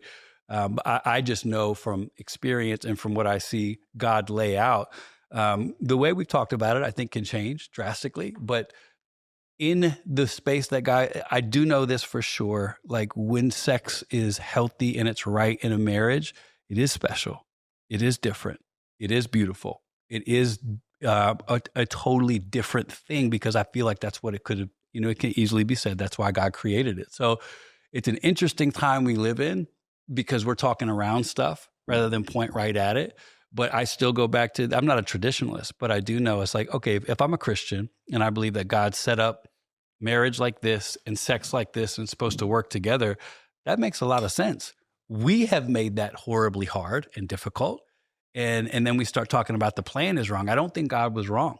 I don't think the original design of sex was wrong. I don't think the original design of why God wanted people to be married was wrong. I think what has been wrong is humanity. And there's grace for that. But at the same time, when we start talking about this structure, I feel like I sometimes want to put my hand up and be like, hey, marriage, the idea of marriage is not as crazy as we're making it sound. We're just fitting it into our insanity of modern day. And of course it sounds archaic. Of course it sounds weird. Of course it's weird to look at a 25-year-old New York City and say, no, you're going to control every sexual urge you have. You're going to ask God to give you grace to push through it. And you're going to save yourself. Like that stuff does sound insane. But that's kind of why I'm a Christian. But that's also, very well said. And what's interesting is, we come from such different places ideologically, but when my own sons, when they were teenagers, I remember sitting them down and saying to them, because again, from a secular point of view, devoid of an underlying religious narrative, although informed by or infused by, I remember sitting them down and saying, look, there's no such thing as sex without consequences. All sex has consequences. Yeah. Sometimes those consequences are emotional. It changes the bond between people. It changes the power dynamic in a relationship. Sometimes they're real and tangible, pregnancy, STDs, all those kinds of things. But I remember talking to my sons about if you don't ever think that there is such a thing as sex that has no consequences. And one of the things that Carl was just saying when he's talking about, saying to a 25-year-old, yeah, you're going to push through and resist all of those urges. The part that I think there is value in the quote unquote manosphere, red pill space, those kinds of things, is saying you're not just going to do that as an exercise in stoicism, like to prove, like it's like an ice bath, like you're just going to do it to show you can tough it out through that. No, you're not doing an ice bath just so you can be like, hey, I can stay submerged in ice water for look how tough I am. This is going to actually increase my testosterone levels. It's going to help inflammation. There's reasons to do it. There's reasons to do it. There's reasons to be monogamous. There's reasons to be committed to one person fully. There are reasons to not get distracted by other things. They can be faith-based. They can be totally secular and pragmatic. They can be epidemiological. There's so many reasons why someone might choose to have a monogamous, committed relationship with another human being and say, this is my person and I'm going to focus on them and not be distracted. So you believe by in other monogamy? people. Saying, do you believe in monogamy is like saying, do you believe in that mug? That mug exists. Like monogamy is a way of approaching relationships. Do I think when I look at the relationship permutations in romantic relationships that there is a better one than monogamy? No, I think monogamy makes sense. And by the way, and I'm not defending Andrew Tate, but I'm agnostic as to Andrew Tate. I've actually not consumed as much of his content as you apparently have. We need to talk about this. But I have to tell you, like, one of the things that I've heard in the, again, manosphere space, which we cannot deny, is if you have an island with 100 women and one man, and you come back in 5 years, you've got a civilization. If you have an island with 100 men and one woman, and you come back in 5 years, you've got like 99 dead men and one woman and maybe a kid or two. So the reality is that it's not that illogical for someone to say, a woman can be impregnated by one man a year, basically, but a man can impregnate 10 women today if he wants to, if he's motivated. Sure. So the reality is there is a biological element to sex. I know that's a terribly heretical thing to say. And let me know, it's not. It's just true. I think hardwiring is a real term. Sure. And I think one of the questions I like to bring up is, what do you want to drive your life? So if my sexual desire gets the steering wheel, I'm definitely not married today. My whole life looks different. And I think that has to be part of the conversation because and that's where it comes back to my faith. So as a Christian, I'm putting my sexual desire down too. I hope I don't have to, but at the end of the day, if it doesn't match this, I can't let this drive my life. And what I hear a lot of without people saying is they don't want to say this, but I'll go, so your feelings are your driving force. Walk that sucker out for me. And I don't want that to be my story. I don't want that to be my life. Other people, I don't judge them for it, but I just say, just be honest. Like, you want to have sex with multiple people. Just say that. You don't have to make it this big fancy thing. No, you feel like that's what's best for you. That's the truth of what's going on. And I think if that's a question everybody has to ask themselves, like, so for me, what do I want my driving force to be? Do I want it to be having sex with whoever I want, whenever I want, to make sure that I'm getting what I need? Or is it going to be something different? Some might say higher, some might say, parallel. But for me, my thing is, all right, I want to know God.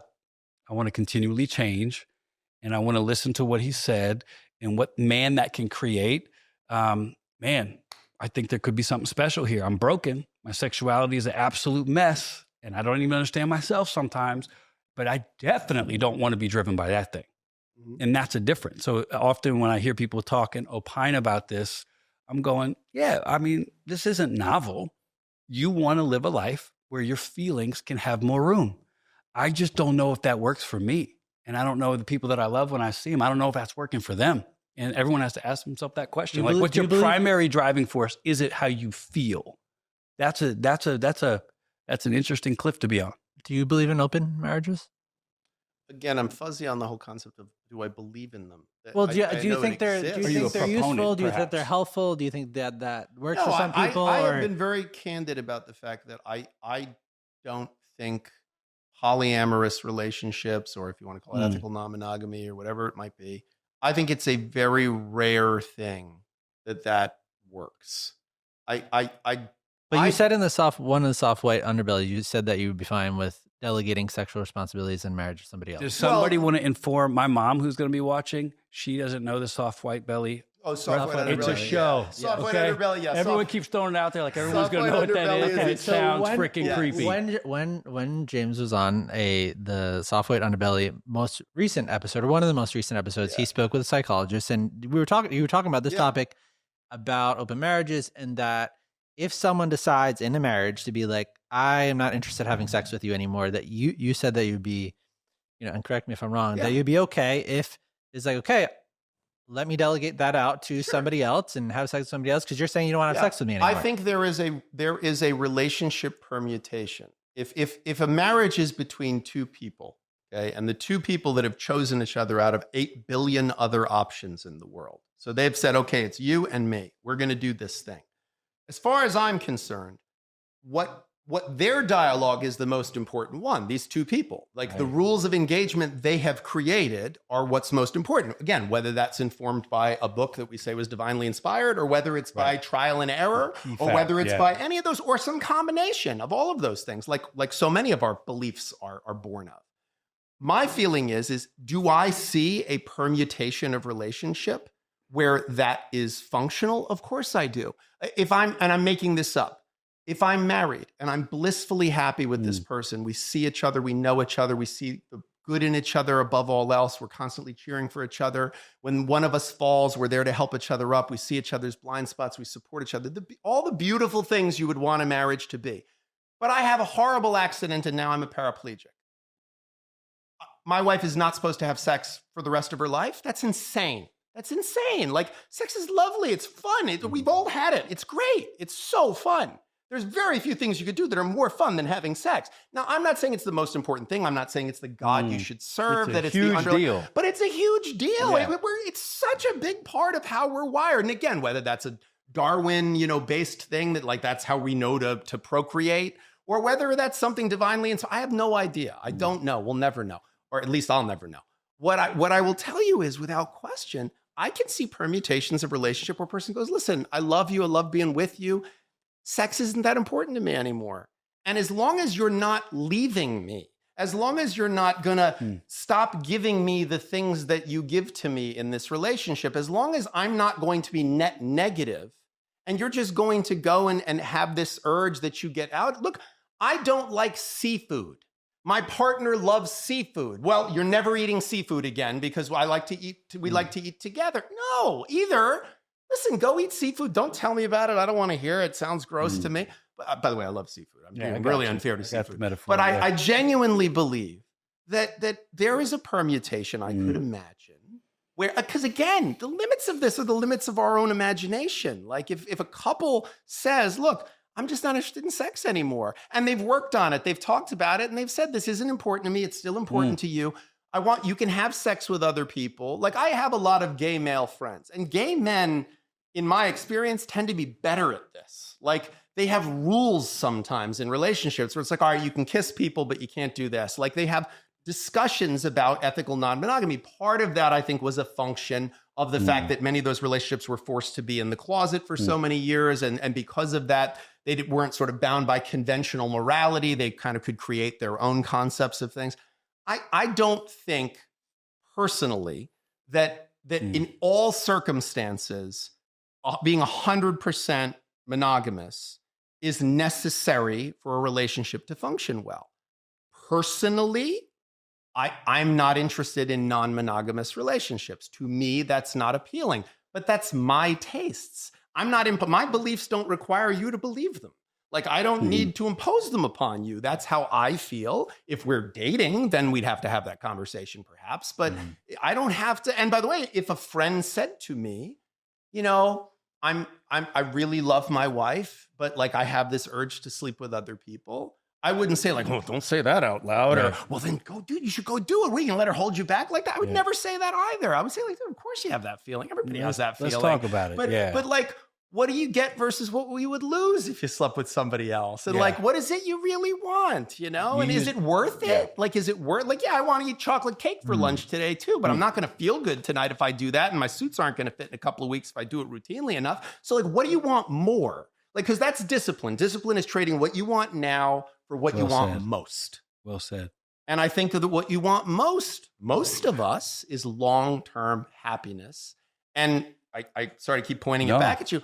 Good. The kind of love that Carl has for Laura and Laura has for Carl, where it's like, I know I can fall on my face and the whole world will be cheering for you to kick me. And you'll go, I'm not kicking him. He's my person. Yeah. To me, I get choked up. That's beautiful. That's something that is a worthy pursuit. A worthy endeavor. That is something worth doing. And if that is the metaphor for God's love, that's a love I'm interested in. Let me thank you, man.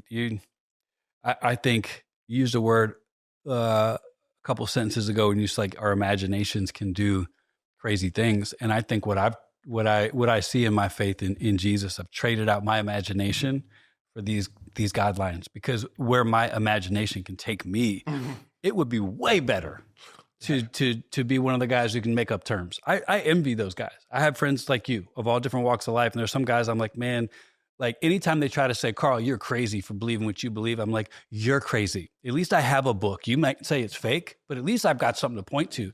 You're making all these big decisions based on what?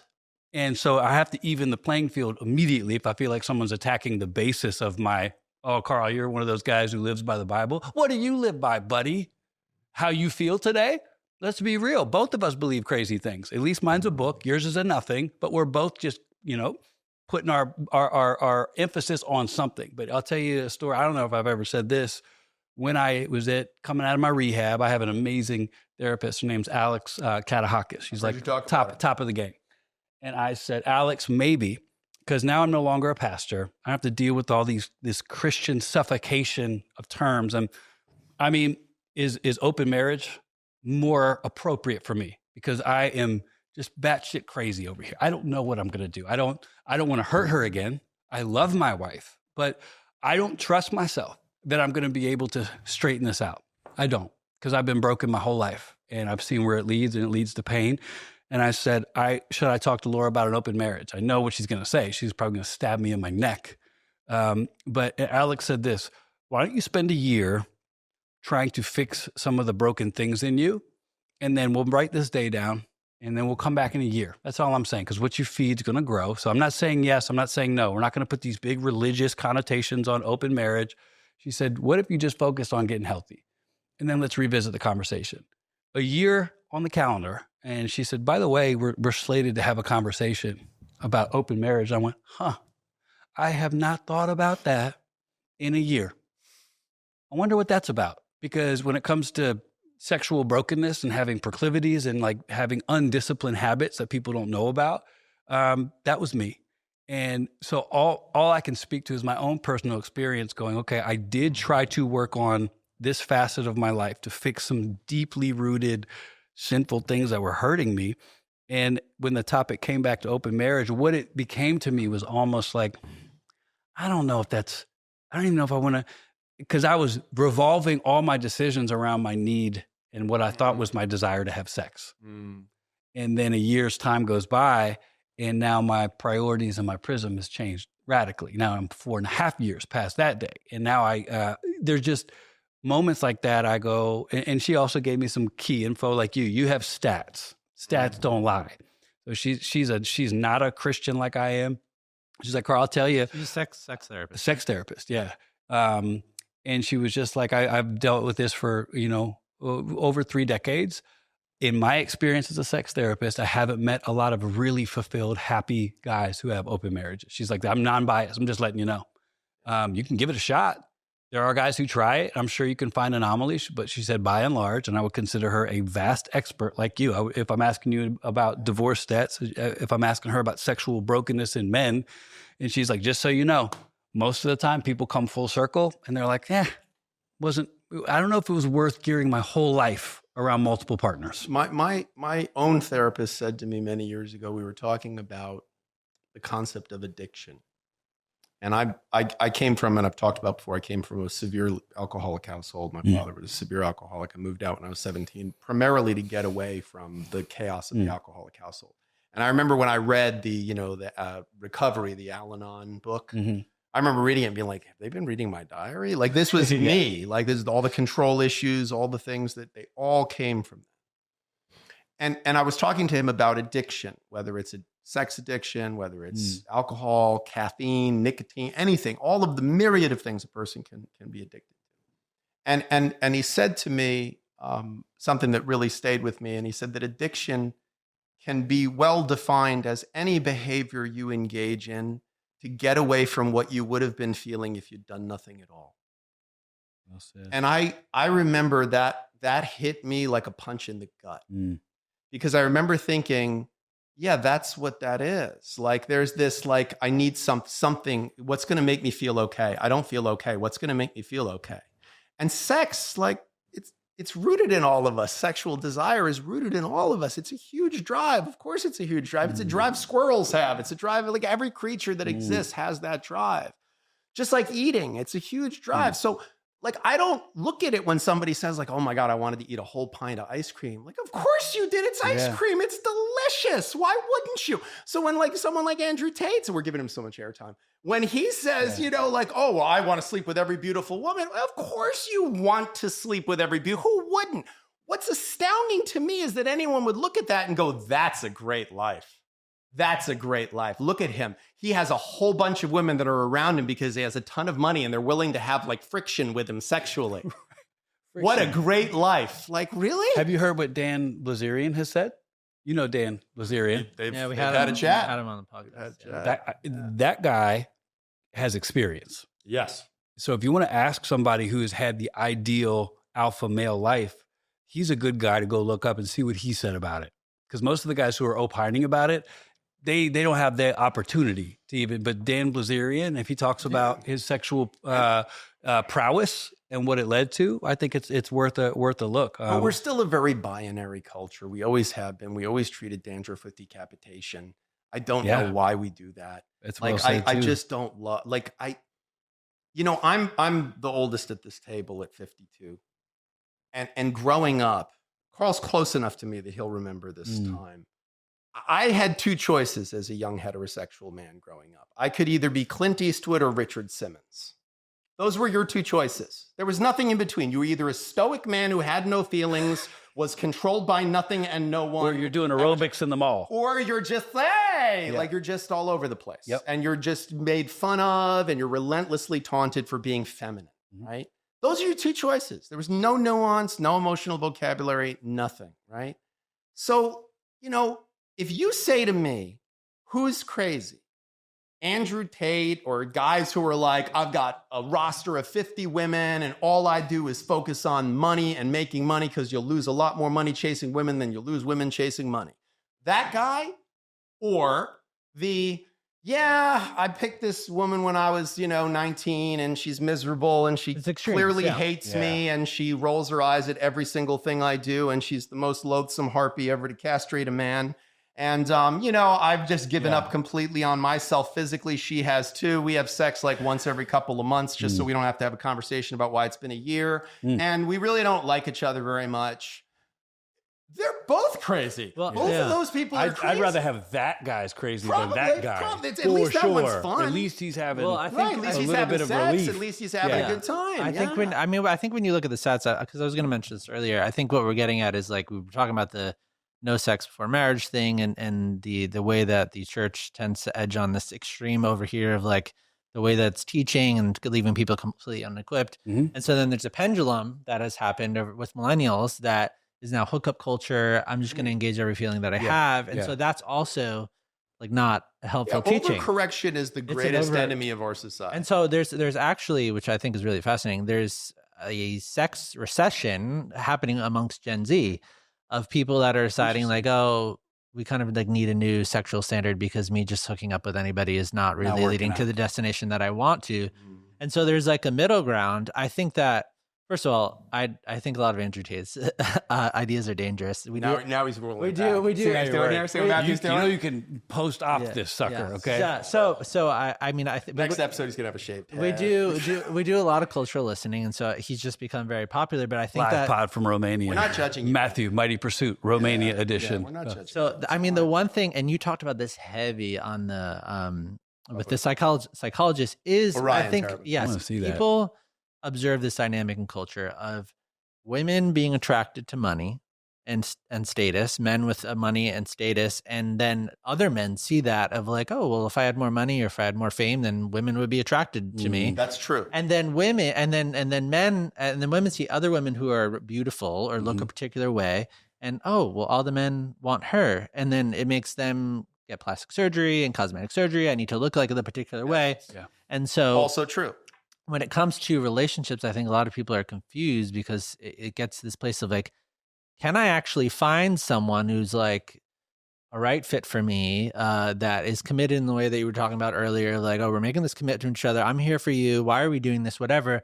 When it seems like a lot of the reasons, at least from a secular cultural standpoint, the reason why people are getting into arrangements seem like very surface level reasons for why. And fairly logical. I mean, and you've talked about people that are on their fifth divorce or Well, prenup. let me throw some in here because I'm interested in your statistical analysis of this. Because if we go back to sex for a second, because it's linked. I've heard it said. I heard some guy say years ago, and I still think it's true. If sex is good in the marriage, it's about 10% of the focus about the activity. If it's bad, it's 90%. And I found it to be really true because if you have a healthy, communicative, sexual relationship with the person that you're married to, it's almost like it's off the table. Meaning we can now get on with other stuff in life, but if it's not there, everything seems to almost stem from there. And it's funny to me because if I sat down with a couple, and Laura and I have the privilege and now responsibility to help couples that are in different varying stages of this, like, what's the longest conversation you've had about sex without having it? I mean, people's ears turn red right away. And I'm like, you don't have to answer because your neck has hives, right? The fact that that's a preposterous premise for a lot of Christian couples to have, that to me is sad. Not just Christian. I mean, we had a secular sex therapist, Perhaps. Ian Kernan. He said the same thing, that he all the couples he meets, no matter what they believe, haven't said 100 words about sex with each other. So to my point with Laura and I, like, can you find the person? I don't know. Can you create the relationship?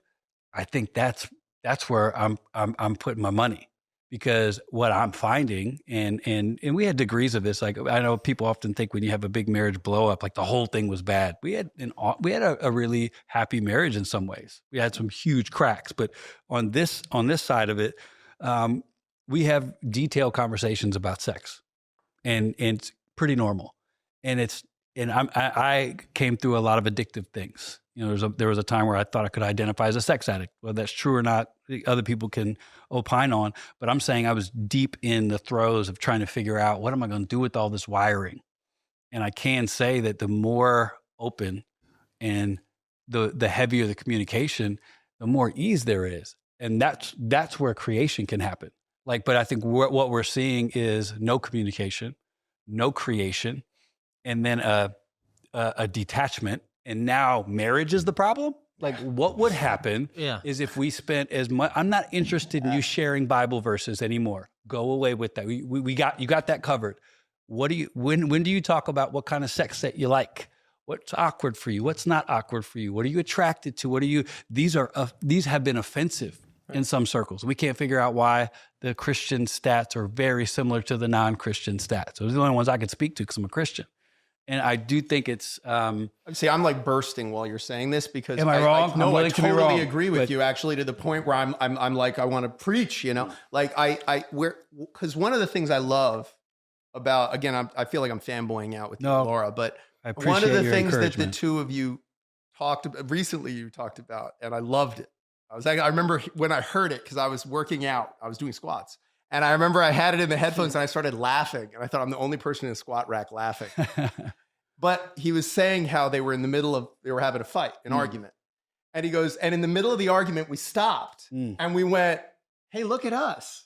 Like, look at us having this argument. And like, we're just in here, man. We're just doing it. Yeah. And I laughed and I thought, did this guy read my book? Because like he was giving an example in real life of something I was like hypothesizing about, which is, and I was just thinking it as you were talking right now, because you said like, we all talk about like the biblical context of sex and marriage and that, but like, when do we have the conversation about like, what do you like and what do I like and and I thought, why not? When do we have the conversation about why is it so weird to talk about what we like?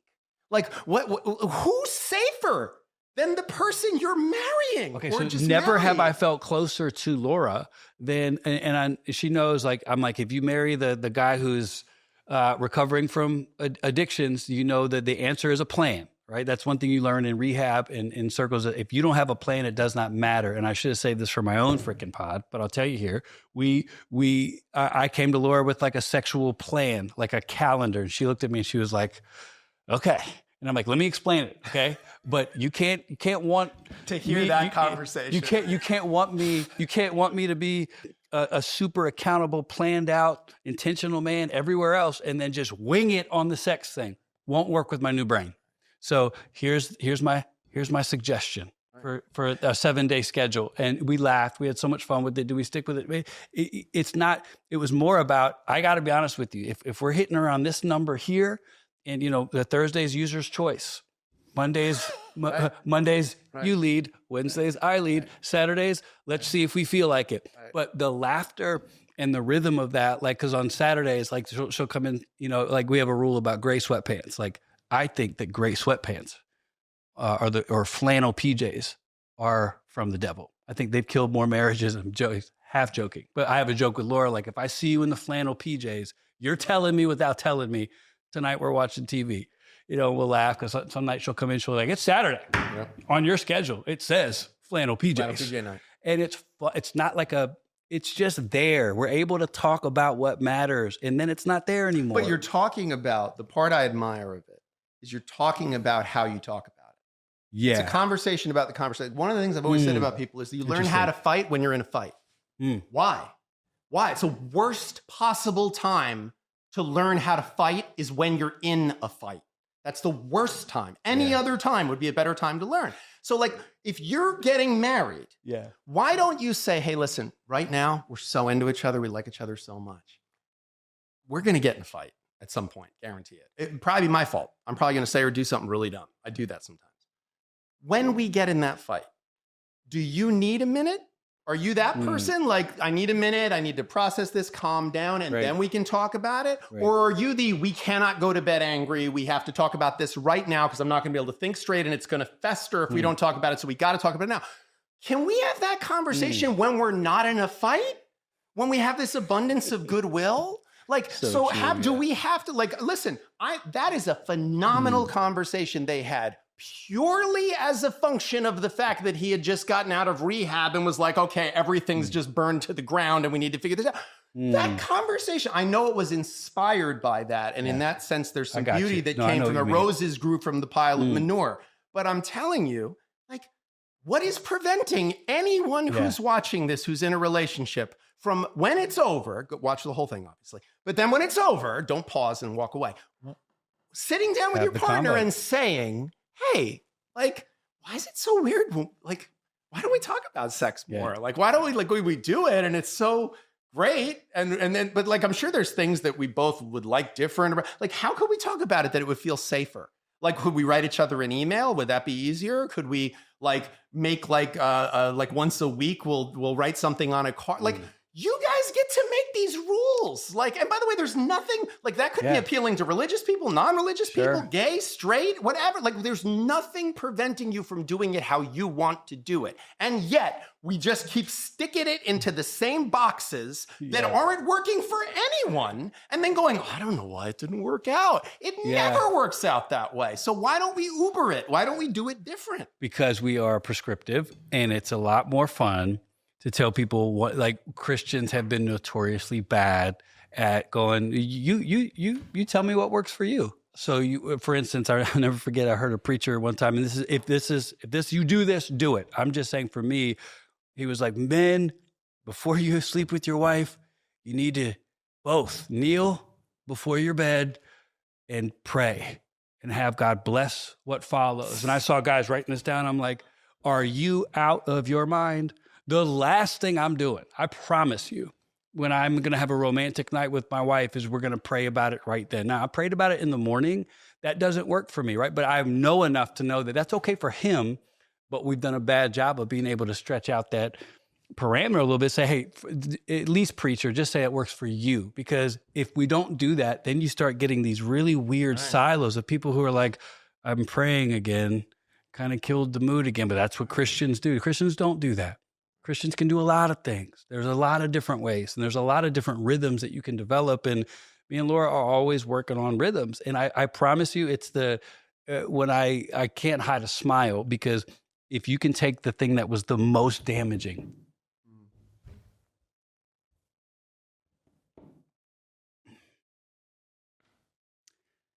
and somehow find a way to make it joyful. I mean, it would not be unrealistic for Laura to say, I'll be married to you, but I will never touch you again. That would be fair. I told her that. I said, hey, even initially, and she didn't know if she was going to stay with me. I was like, you can divorce me. Just know that I'm going to move next to you wherever you go forever. Like, I'm going to get a little tent outside your house. But it would be fair. The amount of pain I caused her, and a lot of it had to do with infidelity. And there might have been other stuff going on, but why sex is so dangerously powerful is because when it's bad, it's deadly. When it's beautiful, it brings life.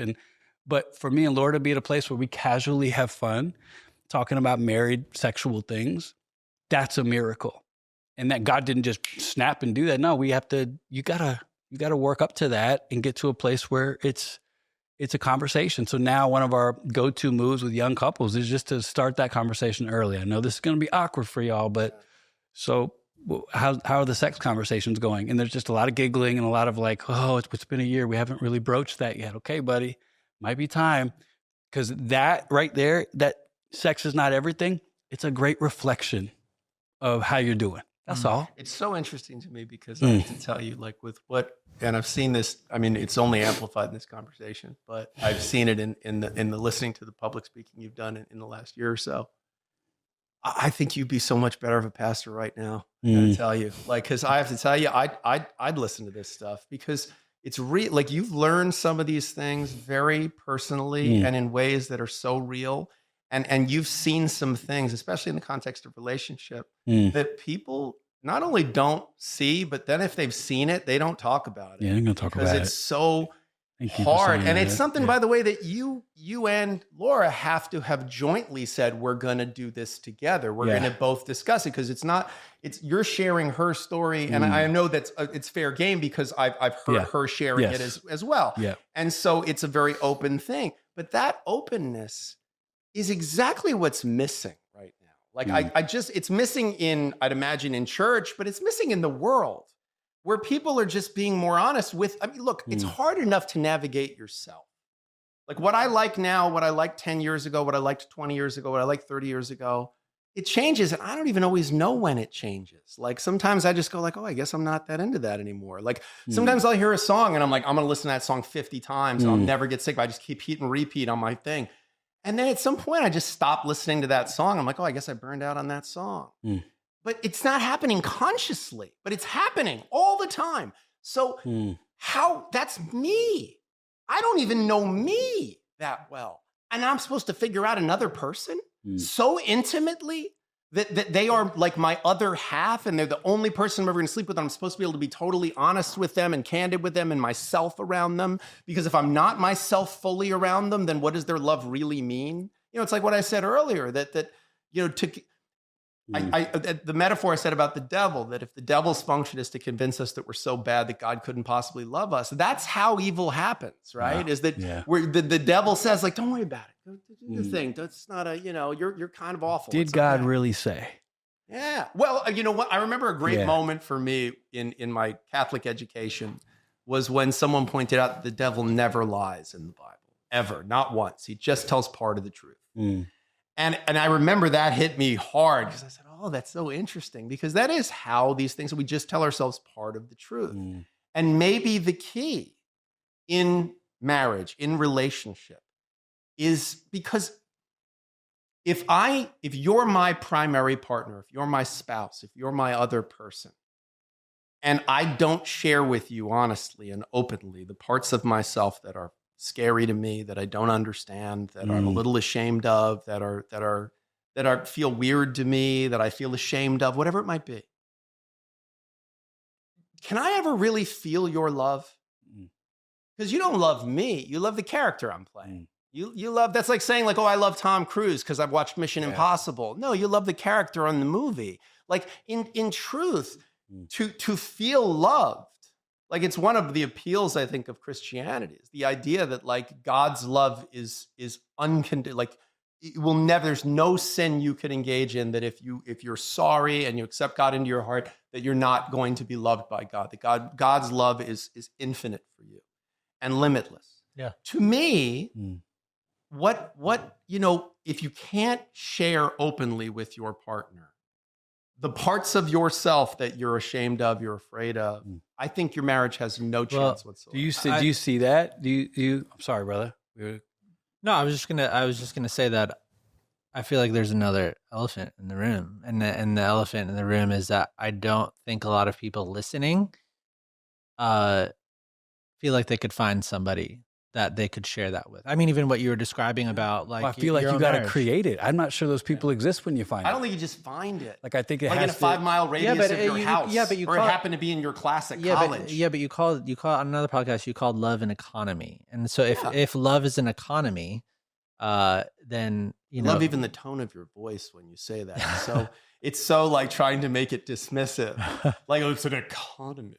Like, no, I think it's true. I think it's true because it's like an economy is value given and value received. No, but part of the reason why I feel like you talking about the legal aspect of it is like, is this woman just coming after me because of my money? And I don't want to give her all my assets and merge myself legally. Sure. And so people's intentions are sometimes not pure when they enter into relationships. And one of our recent guests was a relationship expert who's blown up, Jillian Turecki. And I asked her why she thinks 50% of marriages end in divorce. And she was saying because she thinks people don't select well. And I think people don't select well in the sense that they don't have the conversations. It was almost like exactly what you were saying about conversations. What do we believe spiritually? What do we believe about kids? What do we believe about all this stuff? I got something to say about that. And then, it has to do with the litter. I go on these dating apps, I go on Hinge, I go on Tinder, and the selection of people, it seems like what they want is shallow, or their intentions aren't pure, or what do they really want out of me? Well, I'm fuzzy on what constitutes a pure intention and doesn't, because it's the same problem. I need a buzzer. Next time we do this, I need a buzzer. Okay. So or like a flag. But you were bursting. I want to hear. No, well, I'm just saying. Here's where something in me pushes back on that, because like who my wife is today at 46. She didn't show up on paper like that, nor did I. And I feel like when we put like that, whoever said that, like we're picking wrong. What are you talking about? Like, how can you pick who's going to be great year 20 when you have a mental breakdown? So you don't think that there's wrong fits? Hold on. How do you pick who's going to be there when your daughter?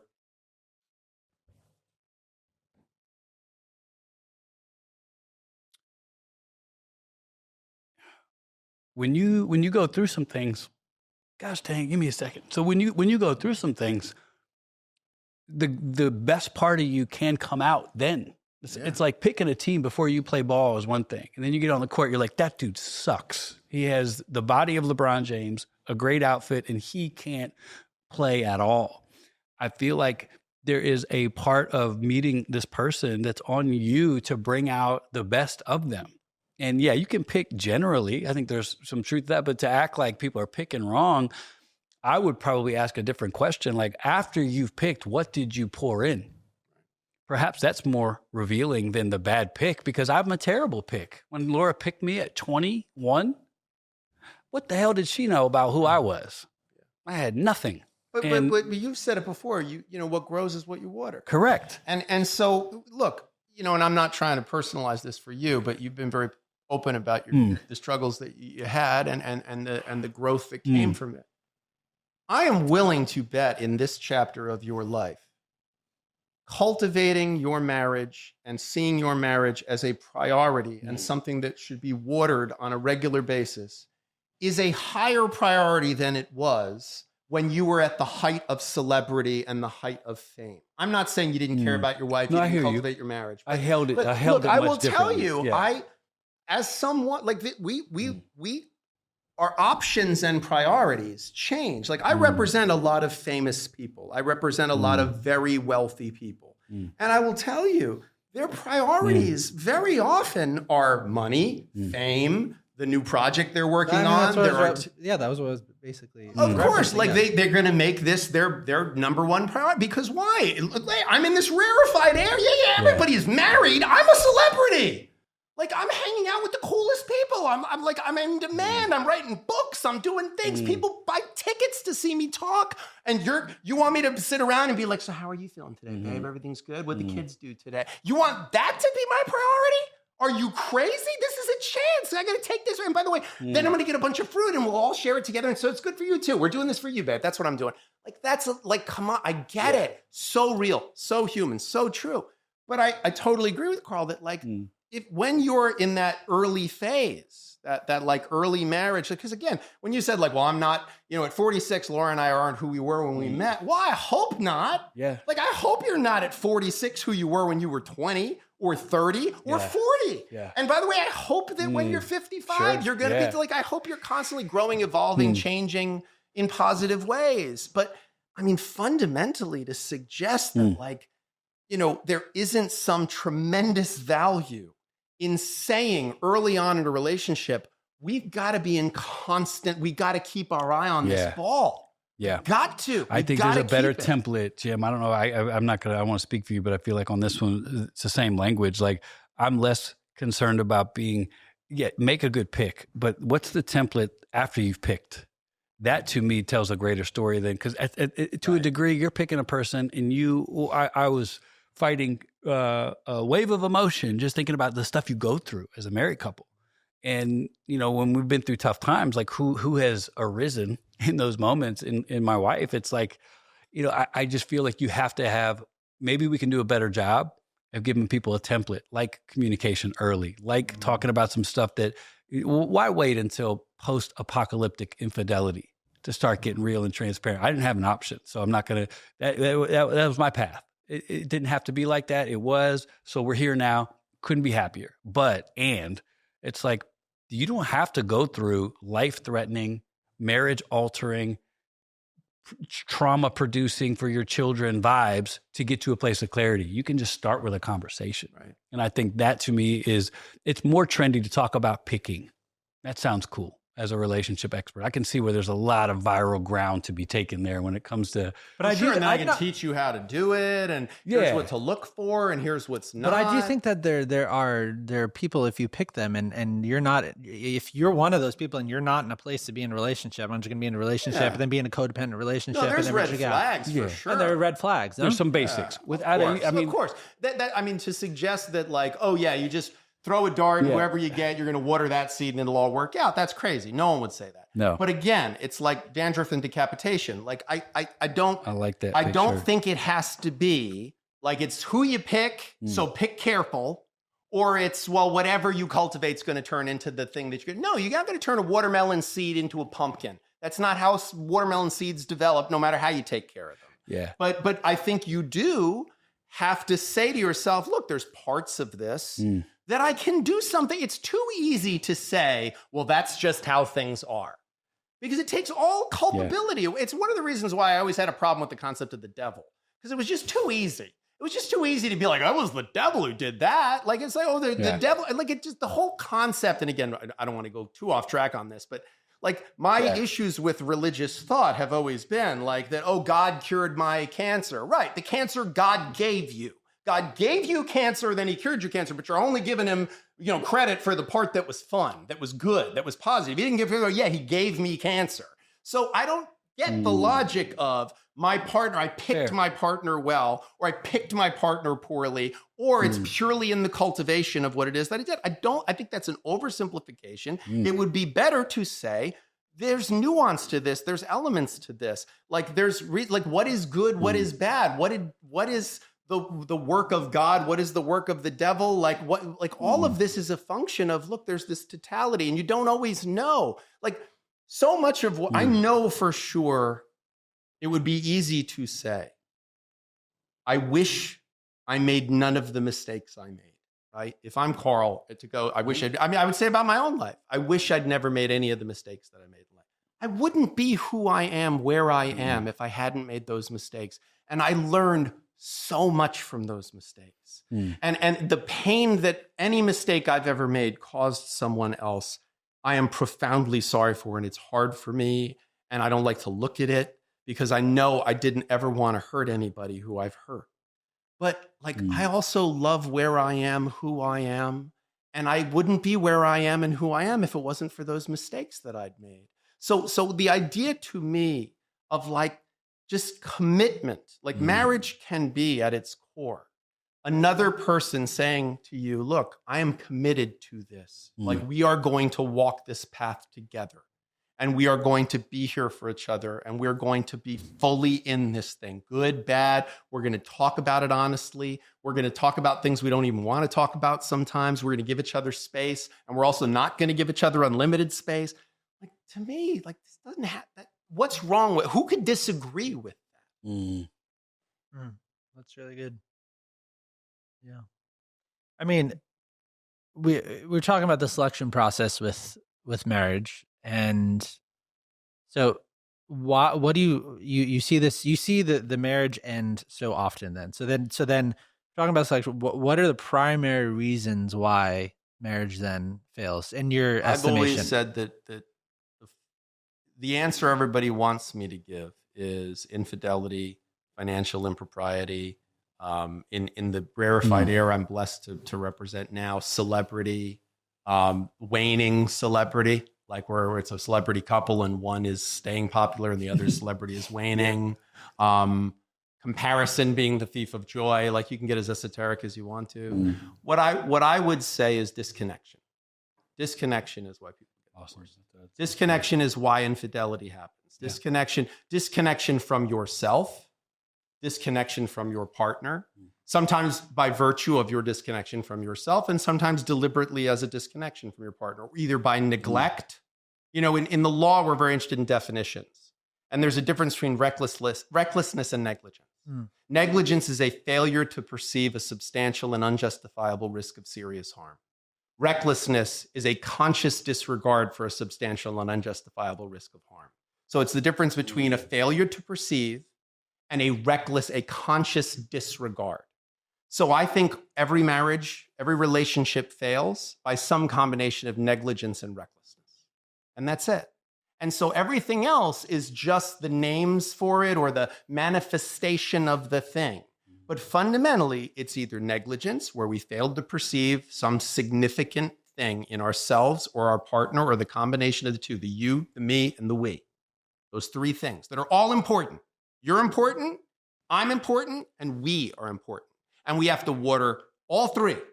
I want me to be me, and I want to keep my characteristics me. I want you to be you and keep characteristics of you. And then I want we, because everybody either goes all in on me, all in on you, that's codependence, or all in on we. And then you and me is gone. We're gone now. And by the way, that's what we fell in love. We fell in love with you and me. We fell in love with two individual autonomous beings that then came together and said, let's do this thing together. Let's be you, me, and we. So to me, disconnection is at the core of every person who's ever set foot in my office. And so if you can find the way, and that's what I try to write about in my writing, is I try to talk about how do we stay connected. And I think it goes back to what I said earlier, which is it's lots of little, no single raindrop is responsible for the flood, but the flood comes and it's lots of little raindrops. It's another winter day here in New York.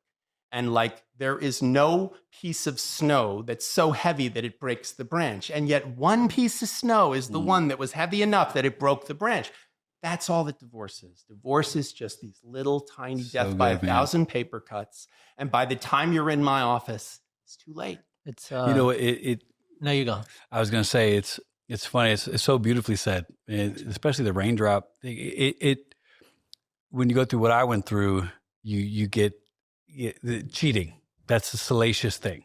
And you almost want to tell people, man, it's such low hanging IQ fruit, right?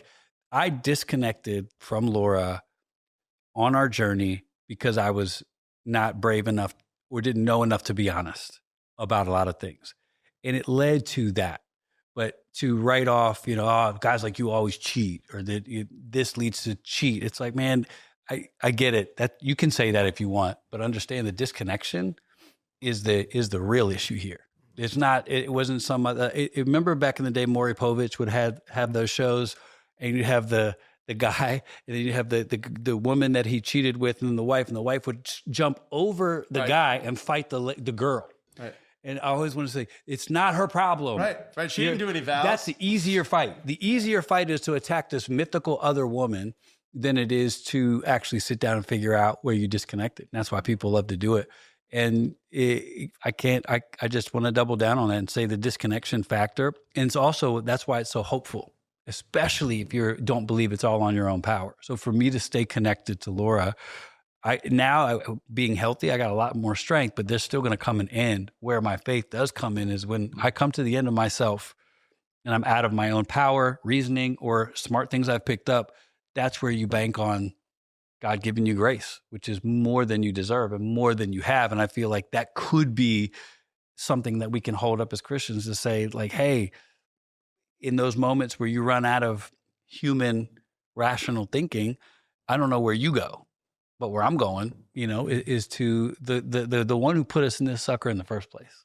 And so there's a little bit of hope there for me. So much, though, of what you talk about on Lights On, in the conversations with Laura and in the conversations even with others, is about maintaining connection. Yeah. The ones with you and Laura about how the two of you maintain connection, and you talk about it really honestly. And that's the part of it I enjoy most, is listening to two people very honestly, very openly, and without a lot of fear or shame, because you've already had the public shaming. So you got nothing to be like, there's nothing more dangerous in the world than someone with nothing to lose. You are not wrong. And so when you go, you know what, we're just going to talk about it, because why not? We tried not talking about it. Look where that got us. Let's talk about it. But also a lot of it is cultivating connection with yourself and with your authentic self. I was going to say, I had to learn how to, I was disconnected from 100%. myself, like running from parts of myself. So of course my marriage is going to be disconnected. So the journey, and I like to freak Christians out with this, like my priority is not God, family, Laura. My priority is me, because that first stop is my relationship with God. If I get that right, what follows, my marriage, my wife, my kids, they get the best of me. So that old totem pole of Christianity where you have these things that are opposed, I'm like, nah, it's a blend, brother. Like I used to say that and try to do that, but now I understand if I put myself first, so I'm not saying it in that selfish weird way. I mean, if I take ownership first and I check my own self first and I go to God myself and I bring that stuff and I'm doing what I need to do, that man who comes out of that moment, now my wife gets the best of me. Now my family. So when I hear about men who put their family first, I go, that's not going to go well. Put your family first. Well, I think there is although you could say this is semantics, I think it's deeper. I think their connection with yourself leads to a better connection with another self. And without it, you're dead. And I didn't know how to connect with myself. There were parts of me that I ran from. And I think that's been the biggest change in my life over the past 4 years, has been the ability to be honest with myself. Because before you lie to anybody else, you lie to yourself. Well, I think that we only have so much energy, and there's only 24 hours in a day. So how we use that, unless you're this guy, 4 a.m., 7 p.m., and he's still getting three times done number of more. Hours. So it's just the same number of hours. Math isn't my strength. I'm going to preach it loud. Okay. Yeah. I'm almost done with a 600-page Walter Isaacson, Elon Musk. He wrote a biography of Elon Musk, Walter Isaacson, the journalist. A commitment. That book is a commitment. 600 pages, and he shadowed Elon Musk. After this, you should read Infinite Jest by David Foster Wallace. It's like the Olympic. I think you should get a free T-shirt when you finish reading it. It says, "I read the whole thing." My gosh. Well, so I'm reading that book. He shadowed Elon Musk for 2 years, and I was just struck at Elon Musk is a genius. I mean, like the SpaceX, the Tesla, the Neuralink. I'm running like 25 companies at the same time. Then I'm going to buy Twitter, and now I'm trying to create robots that are everybody's probably going to have a personal robot in 10 years. And so I just read that book, and I'm like, his energy, his totality of his life went into creating technology and creating things. But then all of these other areas of his life just completely failed. And so like, it's just over and over and over and over again. Like his relationships and his marriages and his relationship to his own emotional health and mental health and his physical health. And it's like, that's really what I'm getting at, is that like, if we only have so much energy and there's only so much time in a day, It's an astute point. how you spend that time is going to matter.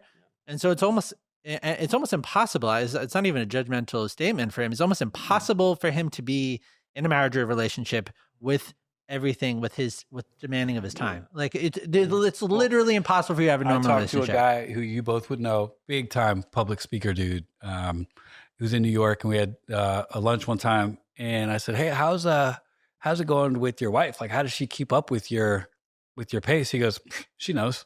The moment she can't, she's done." They were divorced 2 years later. I was going to say I might have done that divorce. He's still wildly successful. With that, literally without hesitation, he goes, "What do you mean keep up? Like, she knows. Either she stays on the page, or I'll find somebody else." And I went, "Okay, so we have different values. You know, we'll continue to eat our food." But it was striking to me that it just depends on what matters to somebody. So Elon Musk, I read what his daughter just tweeted. I found out I had a sibling on Reddit again. That's a bummer. So Number 13, yeah. correct. So and that's not a judgment. This just happened. And it's quite obvious that Elon's focus has been on things that are of weighty matters. But there's going to be carnage somewhere. He's created amazing things. You're going to lose something somewhere. Yeah, I mean, look, we're all. One of my mentors at NYU was Neil Postman, and he wrote a number of great books, Amusing Ourselves to Death, The Disappearance of Childhood. But his last book that he wrote was a book called The End of Education. And it was a play on words in the sense that what he was saying is education is a means to an end. So what's it a means towards? Like, what's the end point? What's the purpose of education? Like the Germans, for a period of time, educated children so they could grow up to be good Nazis. Is that a worthy pursuit? Like, what is it that we are moving someone towards, right? If the purpose of our educational system is to make people be good economic units in a capitalist economy, then we're going to structure it one way. If the idea is for them to become an educated citizenry so democracy thrives, we're going to do it another way. If it is for people to be Christian and to be Bible-believing Christians and to live their life in a biblically appropriate way, we're going to do another different thing. So the interesting part of, obviously, the United States is we're this prodigious amalgam of lots of faiths, lots of perspectives, lots of political ideologies, and we're all coming together in this common educational component and trying to go, okay, what are our common beliefs? Okay, so I think there is, for every person, limits to that. Like, I represent people. I have a client who's worth $8 billion. He still works every day with an intensity like he just came out of poverty and he's about to have his house foreclosed on. $8 billion. His money in a day makes more money than I will make in my lifetime. Like, just in interest alone. So, but he's still, that is the God he serves. Like, the God, to him, the end of this, the purpose of this is, no, this is how we keep score. And everybody keeps score different ways. People are like, my kid, I keep score my kid. Look, my kids, are thriving. My life sucks, I'm miserable, but my kids are thriving. That's how I keep score. My kids are thriving, right? Again, I've criticized that quite openly, that if the purpose of your life was for you to have your children, what's the purpose of their life? To have children? And then their children's purpose of life is to have children, because that's the ideology of a cancer cell. Growth for the sake of growth, for the sake of growth. Reproduction for the sake of reproduction. That's a virus. So it has to be something more, right? So we all pick our thing. We all worship at some altar, whether it's, I want to be famous, I want to be rich, I want to be beautiful. By the way, all terrible choices. Those three, terrible choices. And trust me, I represent beautiful, rich, famous people. And they're miserable. They're miserable because those are three horrible. Listen, I have a conflicted relationship with my faith, but I have to tell you, those are three gods not worth serving.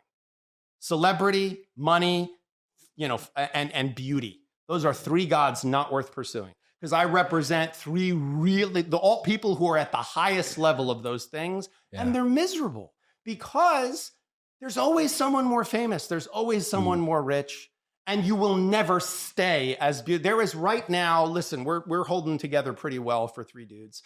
There is an 18-year-old guy who woke up today looking way better than we could if we tried our hardest. Like, that's just how it is. That's how it's going to be. Like, beauty is fleeting. Beauty is like nothing gold can stay. It's how it is, So at the end of the day, like, you got to find something bigger to pursue. and to follow. And ultimately, like I think, again, it can be faith, it can be religious faith. I think marriage can be part of that. I'm going to put my energy into this relationship, both as an opportunity to carry you forward and also to be carried forward. You will this relationship will be an invitation to get to know myself better. Beautiful. And to see my blind spots. I can't see my blind spots. That's why they're blind spots. You can, though. So if you see mine with love and I see yours with love and we're here cheering for each other, like that feels to me like a worthy pursuit. And I think that is worth more ultimately than celebrity, money, any of those other things. And that's why celebrity, money, fame, like it's an intoxicant. Like one might say a mighty pursuit. You said something cool though. No, you said something. I did see something. You said, I might have read it. You said you were never interested in fame because you never really wanted to know strangers' opinions that much anyway. I said I never. Such a good line. The praise of strangers never meant much to me.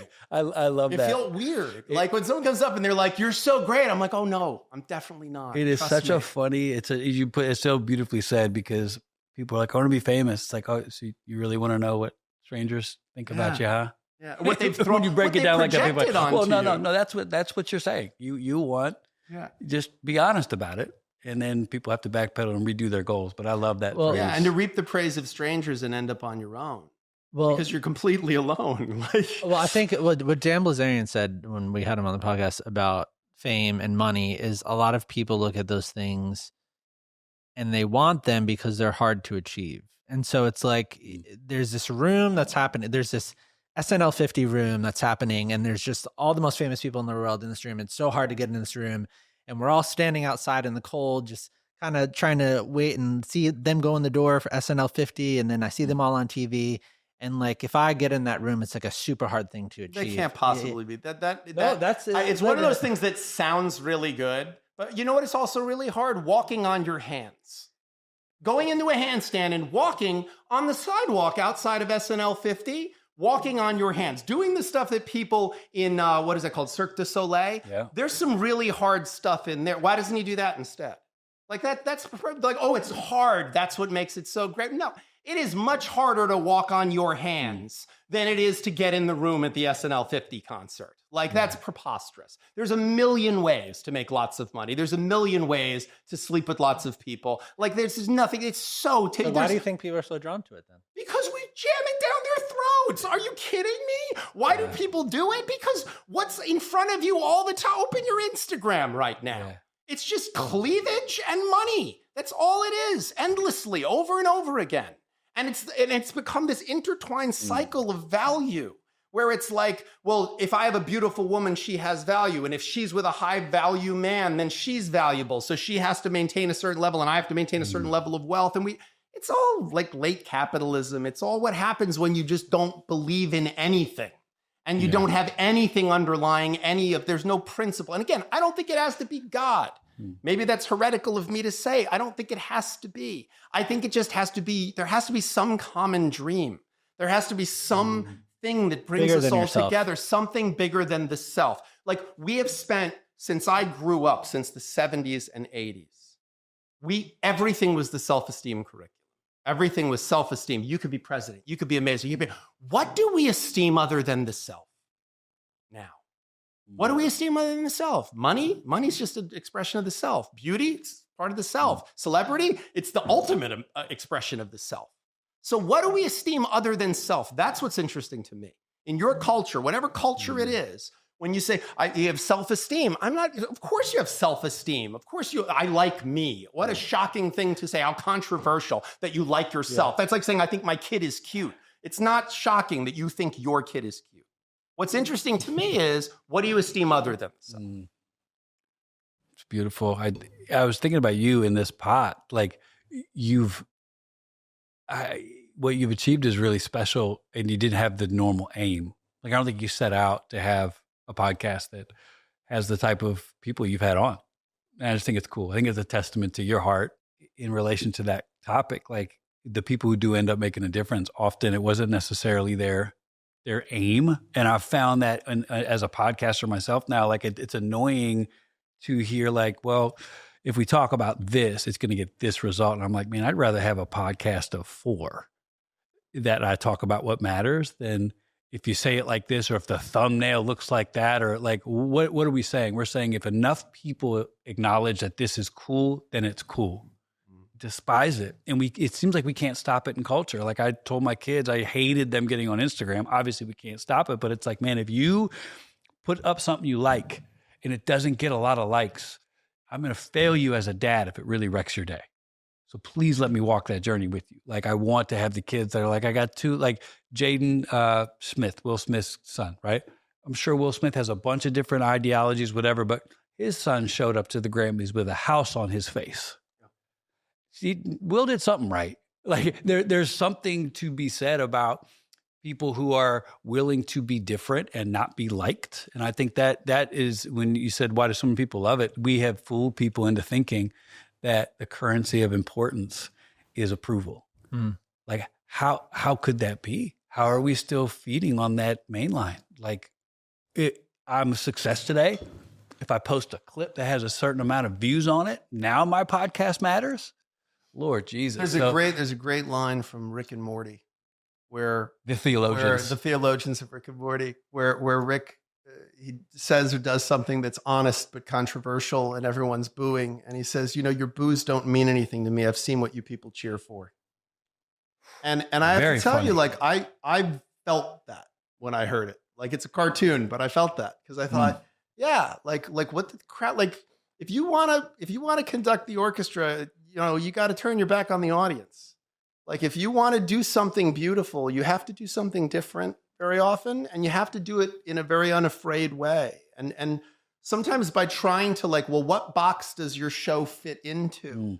I was saying to someone, I'm like, oh yeah, I'm gonna sit down with Carl Lentz, and they were like, oh, well, like what is it? I said, well, he has this very interesting show I've actually been listening to anyway. And they said, what's the show about? I'm like, oh, it's about all kinds of stuff. They're like, but is it like a Jesus thing, or is it like his like rise and fall, or is it? I'm like, it's like all of that and none of it. And that's why I like it, because it's like I don't know what box to put it in. I have no idea. All I know is that I'm like, ooh, like today that really hit. Like that resonates with me. What's going on in that conversation he's having about this relationship, or oh, this conversation he's actually having about religious issues. Like that's interesting to me. And so to me, like I think when you're not afraid to have a house on your head. And have people go, what the hell was that?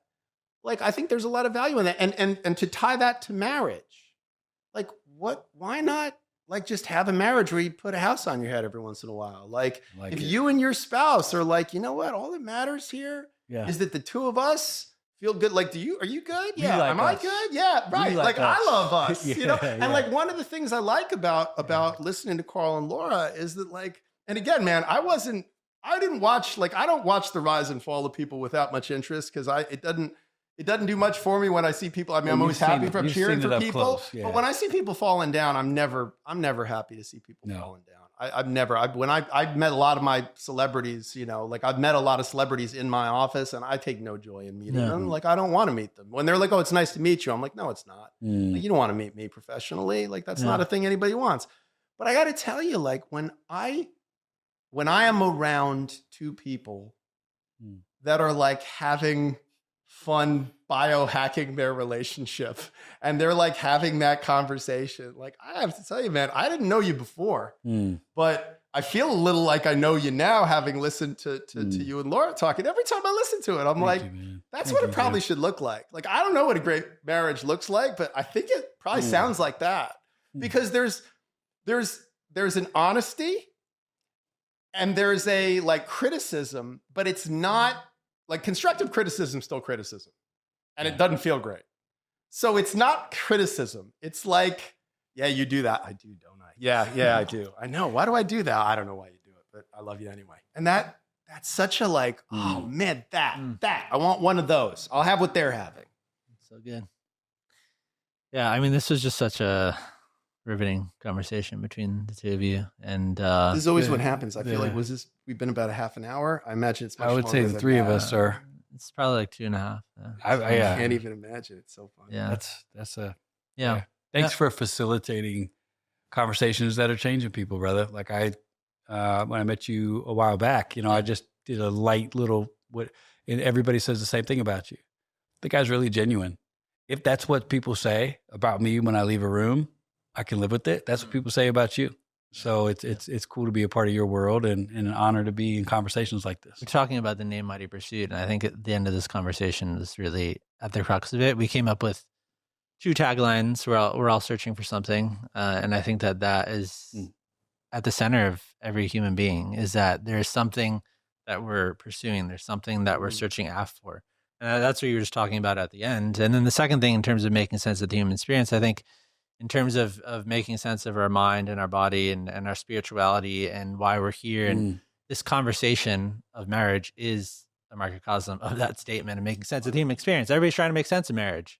Everybody's trying to make sense of the mental health. Everybody's trying to make sense of spirituality. I think at the end of the day, those are the type of conversations we have. And a lot of the stuff that you see conversations is like, it's a one-sided conversation of like, we're going to host this conversation. We're only going to have this one point of view here.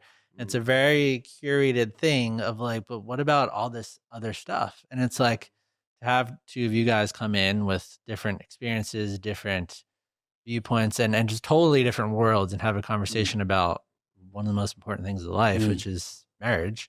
I think it's just such a fascinating thing. I think people, in some senses, like are moving away from the echo chamber of like, I kind of want to hear, so. I want to hear more nuance. I want to hear more discussion from people that maybe don't see things exactly the same. So. I want to believe that's true because I feel like we've hit the wall of how far that can go.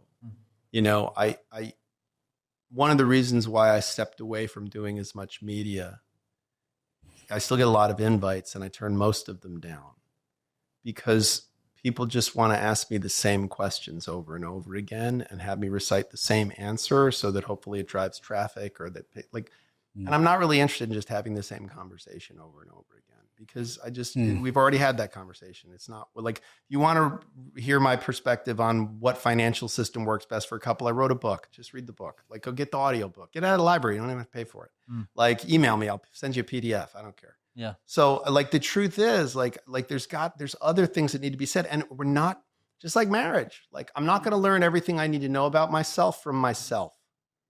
Like I need other people. I need other perspectives. I need other lived experience that people have had. And I need people to, Carl and I have had different lives. We've had different experiences. We have different underlying faith concepts that are at the core of where we are. I'm sure if I got to know him more, there are probably aspects of him I would very much admire and aspects of him that I would go, ooh, I don't know why that's there.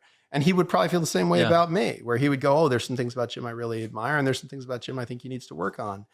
And that's just like marriage. Like all of these things are just like marriage. Like we're just human beings trying to connect to each other in a world that's very antagonistic to that. And the hardest thing to become is yourself. And the only way to become yourself is to do it, sort of fearlessly. Like Thoreau said, that for nonconformity, the world whips you with its displeasure. Like you have to just you got to put a house on your head sometimes and walk out in public. And sometimes the house lands on your head, when you're out in public and you didn't mean for it to be there, but ultimately like something beautiful grows from it. So I'm always grateful when I have the opportunity to sit down with someone who's had a different lived experience than me, maybe has different underlying faith or different underlying political views, but who I know is coming from a place of like, they want to find joy and they want me to find joy and they want me to find fulfillment. And like, I don't know you that well, but I'm cheering for you. Thank you, brother. Thank you. And I'm cheering for Laura and I'm cheering for your children. And I hope you're cheering for me and you're cheering for my children. And like that is to me, I'll get choked up. I grew up very religious.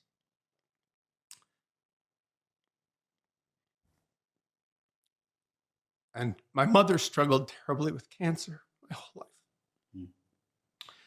And it ultimately took her from us only about 9 years ago. But from the time I was about 7, I got told every couple of years, your mom has 6 months to live, over and over again. And that has a profound impact on someone. And it ultimately created the person that I am. I think I find endings very, very familiar because everything was always ending. It maybe was a good segue to becoming a divorce lawyer. But the passage in the Bible, you would probably know chapter and verse, but that still to this day, when I think about it or read it, makes me well up, is, and I'm going to butcher this, so I apologize, talking to a pastor about scripture, but Jesus on the cross, and he says to his mother and to who is with him, it's his like, there's a couple guys down there. Okay, but he says, mother, behold your son, son, behold your mother. And I always took that passage as like this very beautiful sentiment about we can give to each other the things that it feels like we're losing. Like she was losing her son. Wow. And he was saying to her, no, he's your son now. He can be your son. And he was saying to him, hey, that's your mother now, you know?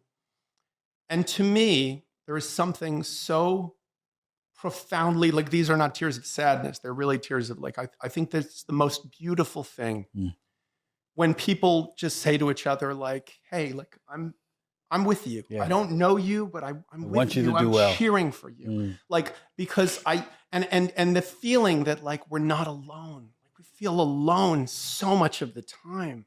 And I think fundamentally, like whatever we believe, whether we're married, we're not married, gay, straight, whatever, like fundamentally, like we're just trying to figure this out. And it's so scary. And we have these brains for some reason that make it really hard to just like swallow whatever we're told, you know, and we have to figure out ways to like test it. And 90% of the time we're questioning it, even if it's something that doesn't need to be questioned. Like we overthink everything, at least I know I do. Like, and there's something so, to me, profound about the idea that like, we can just be for each other the voice that we need and the connection that we need. And to me, that's the most powerful and moving thing. And conversations like this are A, an opportunity to cultivate that, and B, to model it. Because there's nothing preventing three men from sharing, like just sitting down together, the three of you, and going like, dude, I'm trying to figure it out. Yeah, I am too. Like this part's hard. Yeah, really? I don't find that part hard. I find this other part hard. Like, and why not? Like, why not that? Like, that's at least as interesting, if not more, than being like, I've slept with 37 women and I own 14 cars. Like, it's way more interesting than that. Anyway. Beautiful. Can't think of a better way to Me neither. close it out. Thank you so much. Hey, man, no. Special. Pleasure. Yeah.